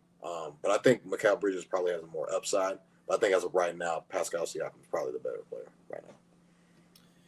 Don't forget Dwight Howard. I will forget Dwight Howard. I just want to congratulate our guy Jesse for producing a legible sentence in the comments. We appreciate you, Jesse. Well done. So, Garry, I had to add on a little bit. I've never met Jesse. Jesse, I don't mean to offend you, but I had to add on just because you're good. You guys hear that, right? I think it's time. Go ahead, Kevin. Fact or cap? We are back at it with another trending, a little trending segment on this show. TikTok's been loving it, so we gotta keep it going. So we're gonna keep it going. We'll start off with basketball. There are not any teams in the Western Conference that will stop the Nuggets from running it back to the finals. Fact or cap? Cap. Let me hear. All right, tell us why. I just think the Kings are on the rise. Lakers are coming back. Warriors are coming back. Clips. We haven't even seen the Clippers healthy since the bubble, pretty much. Won't ever. I just think there's ever. I think there's just a bunch of what the Mavs going to look like with the full season. I think there's definitely a team that can stop the Nuggets in the West. So I'll say cap. What are you thinking, Garry? Fact or cap? I agree with Vaughn. I think this is total cap. Like I said earlier, I think they're going to be in the mix. They should be the favorites going to next year at this moment. But there are plenty of teams, like Vaughn just mentioned, that I can think have a chance to go toe-to-toe with these guys. Obviously, they're going to sometimes have to knock them down because, again, they're the champs. But the Kings, like I said, the Suns are going to retool. Again, Lakers, you mentioned, again, like Dallas still has to retool. I won't sleep on the Wolves. Ant, like we've been talking about, is going to get better. Who else? Golden State's not sleeping. Steph Curry's still in this league. New Orleans, if my guy Zion gets everything handled and Ingram and everything, off court, on court gets handled correctly, I think them and CJ McCollum should be making some noise. So I think the only reason we're not going to say it's fact for me, I think it's just because the West is loaded all year. And again, whoever said, oh, the East is better than the West, I was hearing that in the beginning of the year, maybe top heavy better or whatever you want to say. I just feel like there's more better teams in the West. Simple. What are you thinking, Shaun? Are you going to make unanimous?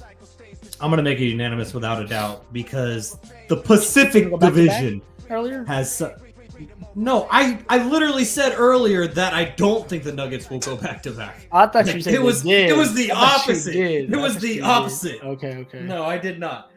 So I say cap because I think the entire Pacific Division has something to say about it. Like not only the Kings and the Clippers and the Lakers and the Suns and even the Warriors. Like literally every team in the Pacific Division made the playoffs this year, and the Kings won that division. I'm not saying that the Kings are the biggest threats to the Nuggets, even though I saw Brian Custer did say that on Get Up this morning. Thank you, Brian Custer. We appreciate you. What did he say? They were saying who is the biggest threat. It was basically the same question where it was like, who's the biggest threat to the Nuggets? That was basically the question, right? And Brian Custer was the one person up there who said that it was the Sacramento Kings. So we appreciate you, Brian Custer. But yeah, to me, it's the Pacific Division that stands in Denver's way. I don't know who will win the NBA championship next year, but I feel very confident. That's the hotline. I feel very confident, ignoring what Jaevon just said, in saying that a team from the Pacific Division will win the NBA championship next year. I don't think that's a bold take, but I think it's a pretty solid take, and I think it really could come true. So to me, the Pacific Division is getting in the Nuggets' way. What do you think, Kevin? I one up you. A California team will win. No. Okay, so Garry just eliminated the Phoenix Suns. All right. I'm going to have to go Cap as well. We talk about every day the West is just continuously getting stronger. The only team in the West that might fall off, me and Ty were talking about it earlier with the Grizzlies with the John Morant suspension. But besides that, we're going to get a full Phoenix Suns team together, seeing who they're going to keep together. So I think they're going to have a lot of teams in the West to fight with. So I definitely think this is Cap. Moving on to some football. Toddy was letting me know. Toddy was letting me know that he wanted to get some football. So let's get some football. Factor Cap going. A quarterback not named Patrick Mahomes will win MVP this year. Garry, let me know what you think. Is that Factor Cap? Did Mahomes win last year? Who won last year? I can't remember right now. Mahomes won last year. Oh, yeah.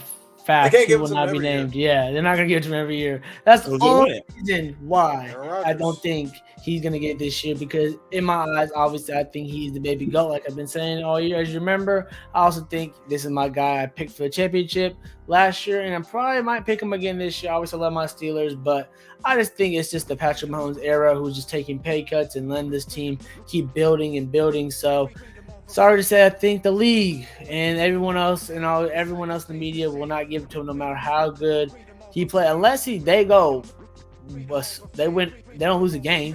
Then that's the only way he can win the MVP. Other than that, I feel like they're going to obviously give it to main man over here. I know Shaun's guys been waiting in Bills country for quite a while now. So there's a couple other guys who are on that hit list who are going to be making some noise for the opportunity. So I want to jump in, Kevin. Can I answer the question? Can I jump in real quick? Okay, Garry. Are we just forgetting that before Patrick Mahomes won MVP this year, that Aaron Rodgers won in back-to-back seasons? Winning back-to-back. This is his second, though, right? No. Because this is his second one total in his career. So that was Aaron Rodgers' fourth total.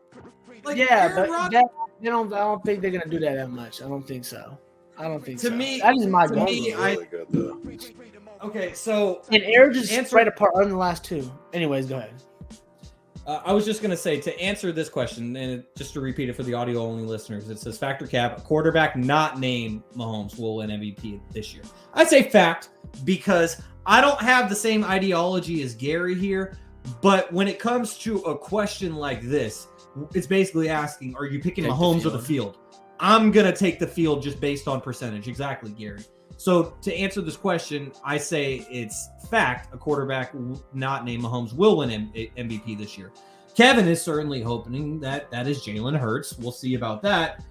But I'm not ruling out for Patrick Mahomes to win an MVP for the second straight year. It's just in regard to this question, I would rather take the field because, as Jaevon says, he's a betting man. I like to look at percentages, and the percentages is on the side of everyone else.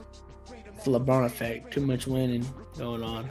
As Shaun mentioned, you know who I was going to go with, so I'm going to say fact. I think Jalen Hurts is going to come back and win his MVP. He should have won it last year. He took 2 games off, and they took the award from him. So if any quarterback's going to win it, it has to be Jalen Hurts. It has to be. So that's who I'm going to take. Did you guys hear me? What did you say? I said, my bad, Kev. I said they can't speak. We don't know. There's no Niner quarterback. They don't even know what quarterback to name. You can't even pick one. I love the Niner shade. So moving on to another football topic. Damn, I ain't even go. Oh, you didn't go? My bad. I was going to say that, Kid. All right, let me hear it. He said, well, we're really disrespecting the Niners right now, skipping the team members. I was going to say Cap. It's going to be Tua Tagovailoa. No, I'm just playing. But No, I mean, Mahomes definitely has a high chance of winning it. I mean, there's just so many other guys up there. You got the Madden boy that's probably has a chance to win it. You got Burrow over there. Hurts is definitely in the conversation. If I were to go with a guy, because you know I'm a gambling man, I think I saw Aaron Rodgers at like plus 1,000. He's back with his old O coordinator from when he did win those 2 MVPs. In back-to-back years. Old Nate Hackett. He was talking about this year about how happy he is being in OTAs and how important it is, you know, to be with these guys early in OTAs, you know, in June before training camp and all this, you know, mini training camps. So I'm gonna just early. This is very, very, very, very early. Way too early MVP prediction. I'm gonna say Aaron Rodgers. Before you move on, Kevin, I just wanted to jump in real quickly because I stepped away. I went and got another water bottle for myself, and I heard all this 49er slander. Oh, God. I mean, earlier, Kevin was talking about a Disney movie with Brock Purdy saying that the Disney movie ended in Philadelphia with him tearing his UCL. Have you never watched Disney movies before? There's adversity, and then it ends in a storybook ending. Brock Purdy may not win league MVP next season. Will not. Say that correctly. But he could have that Disney storybook ending, hoisting the Lombardi trophy. Maybe as a backup too. Who knows? We'll see. Purdy. Kenny Pickett got a better chance. Oh, God. Let's not go down gonna that rabbit hole. Let's not go down that rabbit hole. So, I knew that was going to spark reaction right there. so we're talking about my Eagles earlier, so we can talk about the NFC East. The Giants will pay Saquon Barkley, fact or cap? Toddy, I'm gonna go to you first. I'm gonna say no. I'm gonna say cap. I'm just going based off of what I've been seeing, just past running backs. Period. They cut Ezekiel Elliott. Ezekiel Elliott had one of the greatest starts in running back history. The way he was running roughshod when they went to the playoffs those first couple of years. They just cut Dalvin Cook. Dalvin Cook's like a top 5. He's like a top 5 running back in the entire league. Saquon Barkley. I was listening to Cowherd this morning, and he was saying his stats. I think his first year he had 2,000 all-purpose yards. He got hurt in his second year. Tried to come back in his next year. Wasn't really the same. And then this last year he had a great year. So he's had 2 good seasons in the last 5. They franchise tagged him. Now, running backs are just severely underpaid. I saw Mark Ingram say that the running backs should have their own association, players union, just how underpaid that they are and how much production that they provide. It doesn't really match how much they're paid because they just cycle through running backs, and running backs are fouled so late in rounds now versus to when Saquon was drafted. He was drafted 2nd overall. That's unheard of now. But now we're starting to maybe see a comeback with running backs as, Bijan was drafted 8, and we saw Jahmyr Gibbs was drafted 12th this past season. So I'm going to say cap. I think the timeline for running backs are very short. So Saquon's trying to get as much money as he can possible. All right, Garry, what do you think? Do you think the Giants will pay Saquon Barkley, fact or cap? I'm not gonna lie, I agreed with everything. First thing I thought was Vaughn was thinking that's cap, as in they weren't gonna pay him because all the facts of the running back position is not getting paid as much. You can find multiple running backs. There's a lot of dual running backs now on the back. A lot of teams have 2 running backs. So I was leaning towards that way also due to Saquon's history, again, what Vaughn said, is health. But I am just going to be devil's advocate here. I'm going to say he will get paid. Of course. The only reason I think he will get paid is because of Daniel Jones. They seen what Daniel Jones is like when they're making him just the primary guy and passing the ball 30, 40 times a game. He does not really. This year he had a good year controlling the ball with turnovers, but prior to this year he was having a turnover issue. So I think that this is a key cog in the system. They should pay him, even though I want him to get paid. I hope he gets paid, and I think they should pay him because I think he's a good obviously cog to the system of them helping them get success this year as the Giants. So I feel like he should get paid, and I feel like the Giants should pay him because he's they're paying him for their team. You know, any other team, I feel like it'd be tough for him to get paid. But I feel like for their situation with Daniel Jones, I think that's a good crutch to have. Shaun, what are you thinking? Are they going to pay the man? I say fact. They pay the man. And the reason why I'm saying that they're going to pay him is based on what I saw Saquon say, in his own words, tweeted out by Adam Schefter. And for those of you who haven't heard it, this is what he said. And this is what a statement that Saquon had to say after he spoke to the media at his Boys and Girls Club event. Because we know the media, I'm a part of it, we take advantage of those situations where it's like public appearance, superstar, doing charitable things. Let's ask him about what he's not getting paid. And that's exactly what Jordan Renan of ESPN and all the other media who were present there said. And after he talked to the media, he felt the need to say this. He said, as I have previously stated, I'm not looking to set any contract records. I'm not demanding to be the highest paid player at my position. I understand the market. My goal is just to be compensated respectfully based on my contributions to the team on the field and in the locker room. I've been in talks with the Giants throughout the offseason. If at some point there's a deal that is fair to both sides on the table, I'll be ready to sign. For that exact reason, I think that Saquon is exactly, Gary. It's a smart move. He's a smart man, and he's not asking for too much just because he has leverage. Really can't, and that's why. He ain't playing for no $10 million. I do think that Saquon will come to a deal before week 1. It may be a drama-filled offseason, but I think before the Giants week 1 game, Saquon will be paid. What do you think, Kevin? I'm gonna have to say Cap, and I know the first thing Todd is gonna say is that the Eagles colors are bleeding through you, Kev. It's showing. But not only do I not want him in the division, like Gary mentioned with Daniel Jones, they had an opportunity to pay Saquon, and they chose the quarterback. So I think that alone has really stirred the pot with them. They could have signed Saquon, but we've talked about it with Toddy and Gary. The running back, Will just kind of just keeps on spinning. You know, we're going to get you for 3-4 years in the first round. We'll use the 5th round extension, and then we're going to send you off on your way. We mentioned about Zeke. You know, he led the league in rushing for 2-3 seasons, and now look at him. Talking about, is he going to play in the league again?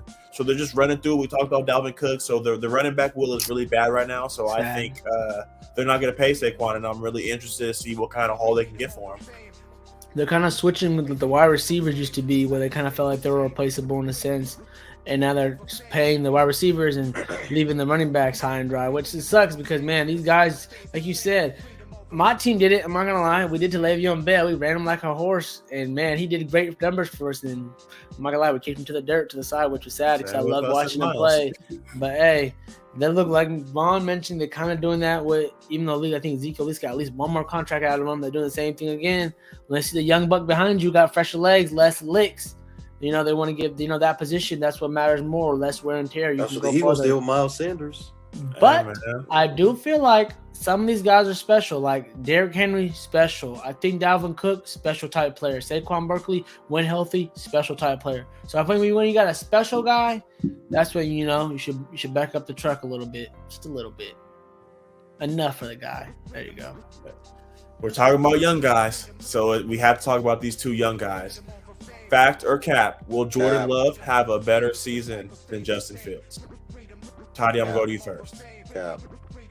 I think Justin Fields, this is his year. This is your guy. Come on, guys. This is the Ohio State. I gotta put it on for y'all. I gotta put on my freaking Ohio. All this other crap that you guys are talking about. Come on, man. Justin Fields he's shown us flashes of, what he can be. We've seen a lot of him running around pretty much. I think we'll see him probably develop more as a passer this year. As far as Jordan Love goes, I think Jordan Love is very, very unproven. He doesn't have the games played. I think Fields has more games played than him, obviously, because he sat behind Aaron Rodgers. I think this will be the year a lot of people are going to be like, all right, they passed on the number 1 pick for a reason. It was because of this kid. And I think he's going to shock a lot of people. And as far as Jordan Love goes, I think Jordan Love it's all gonna start to catch up to him real quick because it goes from Brett Favre to Aaron Rodgers, now it's Jordan Love. So the pressure is on for him. The Green Bay Packers have a history with having these quarterbacks kind of just set in stone, ready to go, and I think it's gonna be like, all right, I'm not Aaron Rodgers, I'm not Brett Favre, and they usually sit their quarterbacks fairly for a long time. I think Aaron Rodgers sat for like 3-4 years before he even played after Brett Favre, before Brett Favre left, and he was a first round pick as well, late first round pick that is, same as Jordan Love. But I'm definitely gonna go with Cap. I think Justin Fields will have the better season this year.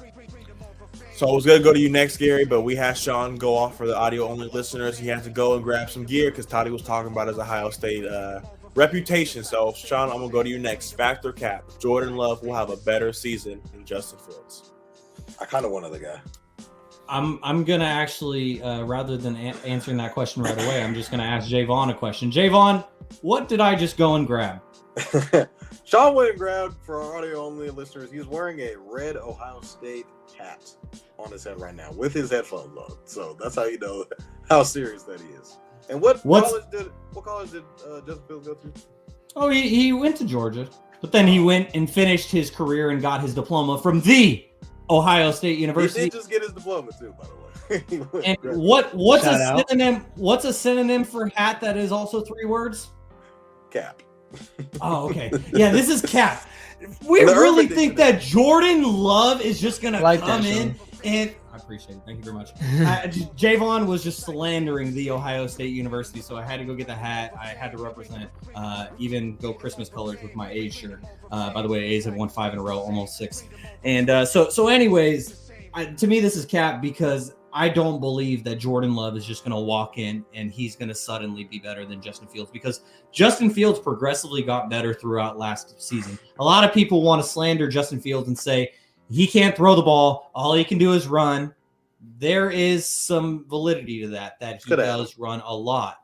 And we should have had him. I wanted Justin Fields to be a 49er instead of Trey Lance. Still love Trey Lance, but Justin Fields was my preference. It was Jaevon's preference. He plays.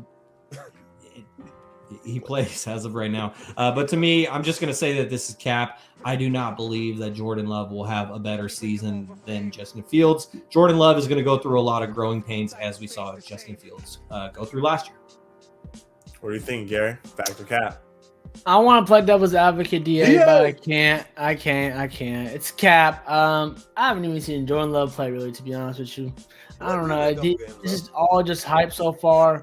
I don't know how many games he actually has thrown. I don't know how many snaps he has thrown. I hope he can. It's a good luck to him to being behind like those 2 guys, like Favre and Aaron. They traded Aaron basically for him to get this opportunity for him. They traded up for him as well. So I feel like a lot of pressure's on him, like Vaughn said. So hopefully he does have a good year, and they're going to be in this division, so they're going to be able to duke it out, and we're going to see this come to fruition if whoever was right, factor cap on this one.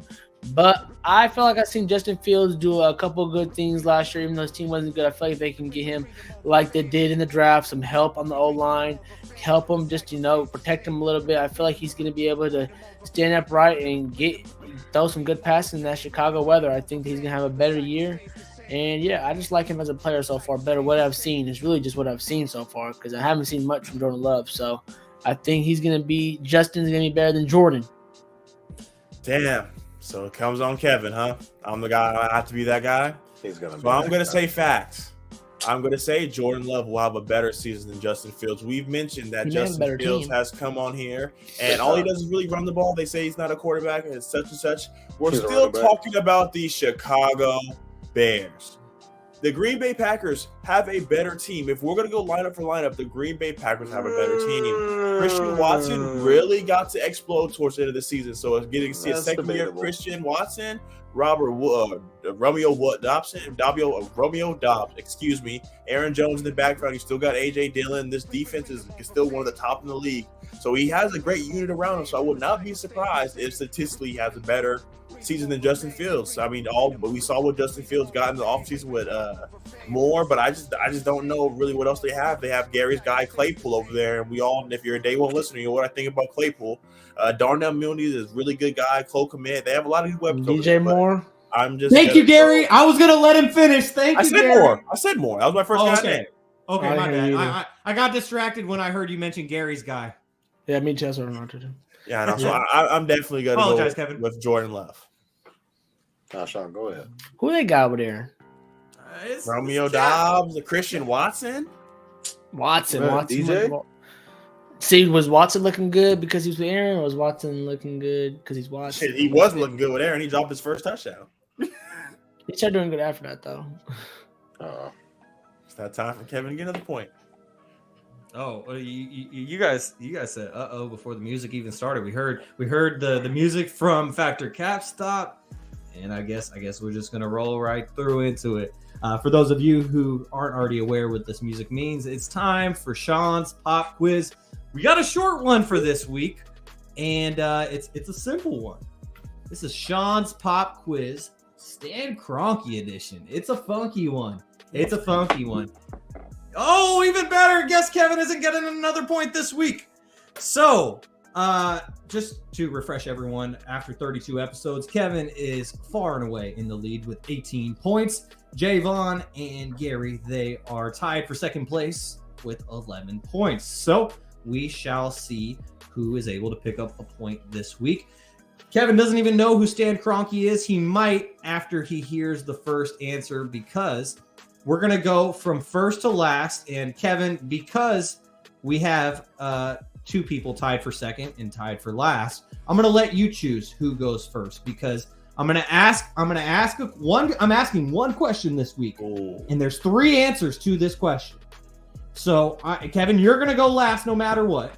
Do you want Garry to be the first one to answer this question, or Jaevon? You're also giving this first person politicking. the opportunity to answer first. There's the politicking.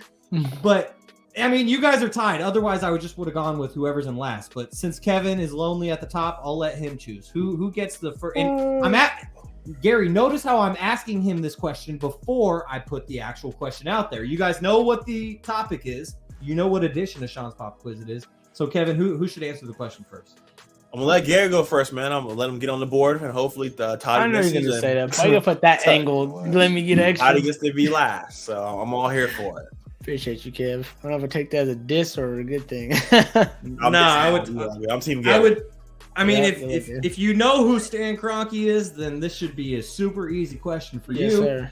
If you don't, then Score. Probably SOL, shit out of luck. All right, here's the question.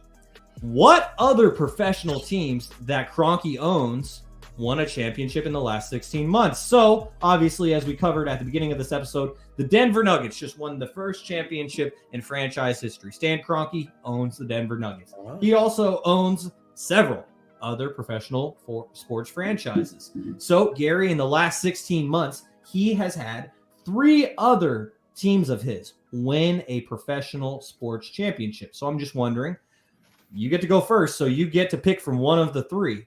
What other professional teams that Stan Kroenke owns won a championship in the last 16 months? I just don't know the team name, but I know that the NHL team won. I know that.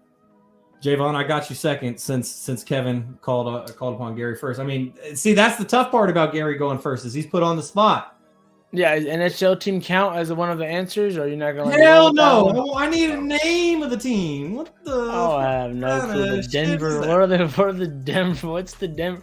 You just said it earlier too, I think. Man, I'm sorry. I said the answer earlier. Well, when I was talking about my family, and I think my cousin was telling me earlier too when I was watching the game. Oh well. No guesses. That's crazy. I do gotta guess. Can I Garry can't go. I'm not going to go. Can I hear Jesse whispering too? Jesse whispering. I can hear that shit. He just walked in. I was like, wow. I can hear the door open.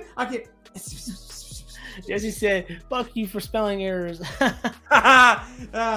Jesse ain't slick. And Toddy, of course, Toddy you ruined the game, bro. Toddy's getting the point. I didn't hear, but I already knew the answer. Yeah, Toddy knows Oh. the answer because of one team specifically that Stan Kroenke owns. But Garry, last chance, no guesses? No.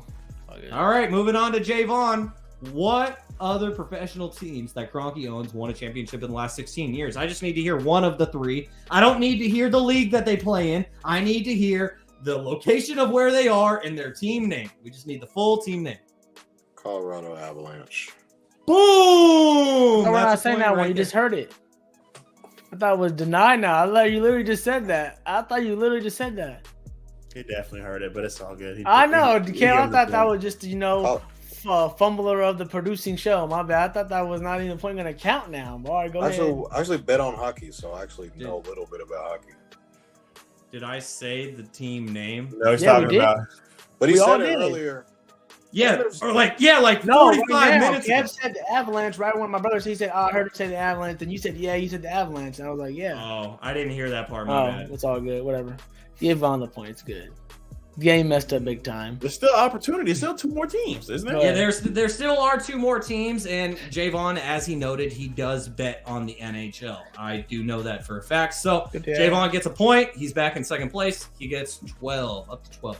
All right, so Kevin, it is your turn now. There's 2 other teams that Kroenke owns that have won a professional sports championship in the last 16 months. Do you know one of them, Kevin? I'm going to go with the Colorado team, so I'm going to go with the Colorado Rockies. That is incorrect, but that was a pretty good guess. All right, so now it's a free-for-all. If anyone else can think of a team that Stan Kroenke The owns. professional team? Professional teams. One of them, I guarantee you guys will not get. The other one, you're going to be kicking yourself for not getting it, especially you, Jaevon. I thought this was the team that you would have guessed, but Is it the you went with Rams? the Avalanche. Miles. There it is right there. Jaevon just picked up another point right there. Los Rams. Angeles Rams. You just said Rams could be any sport. Ah, damn, I did. Damn, Los Angeles I Rams. did. Kevin said it. I said that. Bro, Well, I hold said the on. Rams. No, that's What not other technicality. team? Technicality. No, I know. Like, what team won a championship? The other Rams What never won a other championship, team? though. It's the Technicality. Rams. What other Technicality. Rams are What there? other team Yeah, is well, the Rams are there. Hold on. It could be a hockey team. It could be. I don't know. There's definitely another Rams. team Nah. out there. Let me Google Definitely, it. I get a point. I definitely say So- a point. It's the Rams. I said the Rams. So here's Come on, the big thing: dog. Come is on, big I dog. What are we talking about? I said earlier that I need the city name and I need the team name. However, Yeah. I told him he was correct after he said Rams, and that's my fault. My fault for not following. So through. technicality, I get a point. So fuck you, Kevin. So I should get a half point then. No, Kevin just doesn't get a point. You should get 2 half points, 1 full point, because you got the brother for my answer, too, for the Avalanche. We don't do half points around Actually, here. no. I'm No, Vaughn said he did better. Hey, than if the me. ref I'll ain't give see it, he's not gonna call it. Sorry. The ref saw it and said, "Fuck it, yeah, give his credit." the ref saw it, and the ref realized that he was the reason why he didn't have to name. And the then city. the NBA came out with Failed a statement Shaun's after the pop game and quiz. said this Failed should have up- been failed wrong, version. and it doesn't do anything. They still won the game. So Why is the one Kroenke- Go ahead. So the one team that Stan Kroenke owns that we didn't mention that I would never guess, none of us would ever guess this. Only maybe like 0.5% of people would actually guess this in this world. The Colorado Mammoth of the National Lacrosse League won the championship in 2022. I mean, none of us were going to get that one, but the Rams and the Avalanche, to me, those were. They're not up on lacrosse yet. Shout out to I Kroenke. but at man, least would have got that one. why was he released the salted ears so much? Like, why can't he? Bro, back that from was it? hella It's funny. I so was telling awkward, Sam, I was bro. like, bro, why are we screaming in her ear? I give her, man. She was keeping her poise, like smiling still with the thing here. I'm like, bro, talk Why to are the you mic, whispering my in the talk guy. to them? But he's like, Her ear, the mic is not in her ear. She can hear you. We need the world to hear you, my Yeah, guy. you I go. love you though. Shout out for you winning the That championship. was funny. Man, that was funny. I didn't even get to see that because I was driving home when that was going on, but I was listening on the radio and I could hear on the radio that he was still kind of in the midst of finishing his question, and she ripped the mic away from him and said, "Thank you, sir. On to the MVP presentation, Nikola Jokic." But yeah, anyways, Kroenke also owns Arsenal FC, the Premier League soccer team, but they haven't won a title since 2004. And the Raptors, the Colorado Rapids of Major League Soccer. Rapids. Okay. Yeah, the Colorado Rapids of Major League Soccer, Kroenke also. So there you go. If we have a Shaun's Pop quiz about Stan Kroenke in the future, which I don't think we ever would, there's your future answers. Never again. All right, guys, as we wrap up episode number 33 of Stats Over Politics, it's getting late, so let's get out of here. But we have one final topic, and I don't know if Wes has stuck around with us this long, but we got a Minnesota topic for him. as the Vikings, they released Dalvin Cook this week. Cold So, world. Kevin, Wes is your guy. What do you think about this move for his Vikings? Man, I think, we talked about the rebuild with the Toronto Raptors. I think the Vikings have hit that big red button as well. We're seeing Kirk going into his last year of his contract. We saw Adam Thielen go. We saw Dalvin Cook. We saw Eric Kendricks. So they're letting a lot of the young guys go, or the older guys go, and they're trying to rebuild. Justin Jefferson, there's already talking about he's going to break the wide receiver market, or he's going to set the wide receiver market. So that's going to really hinder what they're going to do in the future. So I think this is really big news for them, and I think the options are limitless for Dalvin Cook. Miami. Welcome to Miami, Garry. I don't know. Did he post a clip or something like that about him basically running through the whole Miami defense? So hey, maybe that's a hint that he's talking to their GM. Y'all seeing it in front of y'all face, man. So I think I think this is a bad move from the Vikings. I think Dalvin Cook, I know that he has been a little bit injury prone, but man, when he plays, as a person who has been on the fantasy many times this past couple of years, when he plays, he goes crazy. Sucks when he doesn't play because he's looking for a backup then. But when he plays, he's still got a lot left in him. Again, we talked kind of about this with Saquon's situation. The running back position, sadly, has been devalued right now in the NFL. But hopefully he can find a spot where he can make some noise, get some money. And yeah, simple as that. Make some noise and get some money. So I think he got a lot left in the tank, and he should be happy. It's really disappointing to me how much running backs are being devalued in the NFL because, Dalvin Cook is he a top 5 running back or maybe bare minimum top 10? Okay, thank you, Jaevon. Top 5 running back just getting released because they didn't want to pay him. And acting like they're not going to need his services. They're still using multiple running back services. So it's not like, we're going away from the run game. No, you're not. You're still using the run game quite a bit. The best teams are pretty 50-50 with it. So that's what the sad part is. Well, it's just like Kevin said, though. The Vikings have probably reached the point where they are ready to officially hit that big reset button. And why are they going to waste money paying a guy when they're going to rebuild and they won't need his services? Because the unfortunate thing about Kirk Cousins doesn't need him. Icy Kirk don't need him. I think he needs him. Kirk Cousins can, he can Kirk just be left there. Solid. I said Icy Kirk. I did say Icy Kirk. I did say Icy Kirk. Well, he still got Justin Jefferson, and Justin Jefferson is apparently. Yeah. For the audio only listeners, this is why you watch on YouTube, Twitter, or Twitch, just so you can see my awkward dances. This is Jaevon now. Does a way better representation of that dance. But anyways, yeah, man, it's just really disappointing. So, Garry, you say Miami. I know that Miami is the favorite just among everyone, but just real quickly before we get out of here, what are our predictions for where he goes? Garry, you say Miami? Yep, I'll stick with Miami. Kevin, what about you? I want to see him go to Buffalo. I think him in Buffalo his brother's already there. So I'm saying I think that will take that offense to a next level. We don't have to see Josh Allen run the ball 20 times a game. So I think Dalvin Cook to the Vikings or the Bills would be huge. Ooh, Jaevon, what about you? I'm so shocked I haven't heard anything from Kevin. Hell, he's on the phone. He's dialing it up. I'm so shocked I haven't heard that yet. We're good. Why not? Why not, Kevin? We're good? What do you mean? Rashad Penny, DeAndre Swift, Kenneth Gainwell, Boston Scott. I'm not hearing any top 5 running backs. We're committee over here. If you want to go get paid, Philly ain't the place to do it. We're a one-stop shop. I'll take him. We got Najee, but I'll take a little duel. I don't know. Be a killer duel. I'm trying to think of a team. Can the Chiefs pay him? They probably won't want to. They probably wouldn't. That'd be scary. No, they got what's his name? Who runs perfectly? 1 year guy. Pacheco. Yeah, he runs great. He's like a spark plug for them. Is Pacheco a top 5 running back? He's not. No, I'm trying to think teams. I don't know about the top running back. Who could use? Oh, Kev. Okay. Hey, Kevin. Every player you mentioned plus Pacheco, are they a top 10 running back? No. But I could probably name you 5 better than Dalvin. Whoa. Okay, but can you name 10? I can't. No, he'll be top 10 for sure. He's not 5 though. Yeah, okay, and that's my point. Is any guys you just mentioned, are they top 10? No. Did Garry just mention a top 10 guy? No. Not Harry. Okay. That's He's crazy. a top 10 guy. That's crazy. Yeah, maybe. All right, let's go to the list real quick. He's top 5 is yeah. pushing it. 5 is pushing it. Go ahead, Shaun. What's the top 5? It's not. Did you just hear my Gary just missed my sneak diss, but it's cool. I just want to say real quickly that I think that he'll probably end up going to Denver. I know Denver got Javonte Williams. I was thinking about that. He's coming off of it was an ACL, right? So like those are tough. Oh, I got especially for players that need to make big jump cuts that are explosive. And so why not bring in a, if not top 5, top 10 running back in Dalvin Cook?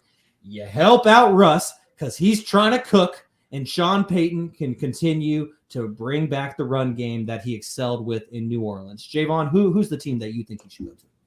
Baltimore. Okay, why? Lamar. 2 human highlight reels in the backfield. I rest my case. That's why.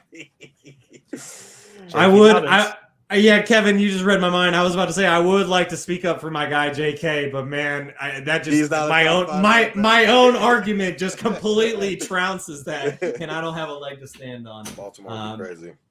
It'll be interesting without new offense though. New offense too. I can't say another. We already got our guy. So is he top 5? We got the best running back in the NFL. He's top 5. Your quarterback that runs the ball sometimes? I said Dalvin Cook's a top 5 running back. Toddy, stop saying Nick Chubb, Derrick Henry, Christian McCaffrey. Yes. Josh Jacobs, Jonathan Taylor. No, not Jonathan. I heard 2 names so far that are better than Dalvin. You can throw Saquon in there. No. Austin Eckler. Yeah. No. Josh Jacobs. Najee Harris. No, I'm not putting Josh Jacobs up there in the top 5 of one season. I think Dalvin Cook is top 5. Hey, let's go. See, there you go. AK's in there too. A lot of people don't forget about him. Oh boy, we are just spiraling at the end of the show. Kevin, can I hear your top 5? Spiraling like that Mayweather game. No order. We could put Christian McCaffrey, Derrick Henry, Nick. No, that's the order. McCaffrey number 1. I would probably take Aaron Jones over Dalvin Cook. Whoa! Hey, put this on Instagram. TikTok, Instagram. That's not that crazy though. That's not crazy at all. Aaron Jones has been killing the last few years, and he catches the ball. Dalvin Cook just likes to run. That's not that crazy, kid. I mean, everyone catches Toddy. I believe so. Yeah, but according to PPF, they got Tony Pollard ahead of Dalvin Cook, which I don't believe in. Now that's crazy. Why would you regurgitate information that you don't even believe in? No, I'm just saying other people were saying. Giving different perspectives here, Shaun. All right. Man, I would love to smoke on whatever they're smoking on because that must be some good shit. PPF is smoking some. I guess so. Mike Florio. Any final thoughts, guys, before we get out of here for episode number 33? Mom, what'd you think about that Mayweather thing at the end, man? Well, I was going to talk about a different boxing topic. Teofimo Lopez won his fight against Josh Taylor. He retired though. I don't think he's retiring. I think it's just Nunez did too, right? Amanda Nunez also retired too. On top, I think she's probably the greatest female fighter of all time. As far as Teofimo Lopez goes, I think he's probably just. He was talking about him getting paid. He said he's only getting like $1 million a fight, which is a lot of money to a lot of people. But as far as compared to for boxing, for other boxers, it's not a lot. There's a lot of. I think there's probably better fighters than him that are probably getting paid more than him. But I think it's just based off of his promotion, who he's with. I think he's with Top Rank Boxing at the moment right now. He said he was getting like $1 million a fight. I think he's worth way more than that. He's probably just taking a step away, probably trying to get out of the contract, and we'll see who he fights next. He's currently at 140 right now. There's a lot of fighters that like to see him fight at 135, but 140 will probably be his more natural fighting weight. But congrats to Teofimo Lopez. I lost money on him, but I had him on the original ticket.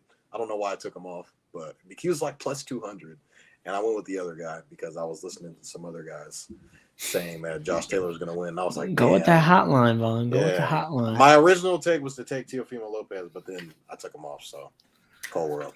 I had Amanda. This Nunez is exactly why you don't doubt yourself. Yeah, I had Amanda Nunez on there, and I had what's his name, Charles Olivier. I had him on there too. Oh, he's always good. That was a good. Yeah. I didn't get to watch it this weekend. But man, he's always great to watch. He was a dog, and he won the first round. He was plus 550 to win by like TKO. So I didn't take him for that. I just took him to win. But yeah, pretty crazy. As Charles said himself, and I don't think I'm saying it verbatim, so I apologize, but the uncrowned champion has a name, and his name is Charles Du Bronx Oliveira. And he continues to prove that he may be reclaiming that crown very, very, very soon. So that's going to do it for episode number 33 of Stats Over Politics. Make sure to like on YouTube to help us a lot. If you enjoy the show, then subscribe to get notifications when we go live, just in case if there's an episode like tonight where there's a game that doesn't end by 7 o'clock. So we went live today at 8:30. So make sure to subscribe to get those notifications. You can follow us on Instagram and TikTok at Stats Over Politics and on Twitter at Stats or Politics. Make sure to subscribe, rate, and review on all podcast platforms. If you're enjoying the show, give us 5 stars. We'd really appreciate it. As you have been tuned in to episode number 33 of Stats Over Politics. For Jaevon, Toddy, Kevin, Dent, and Garry Singh, I'm your host, Shaun Holko.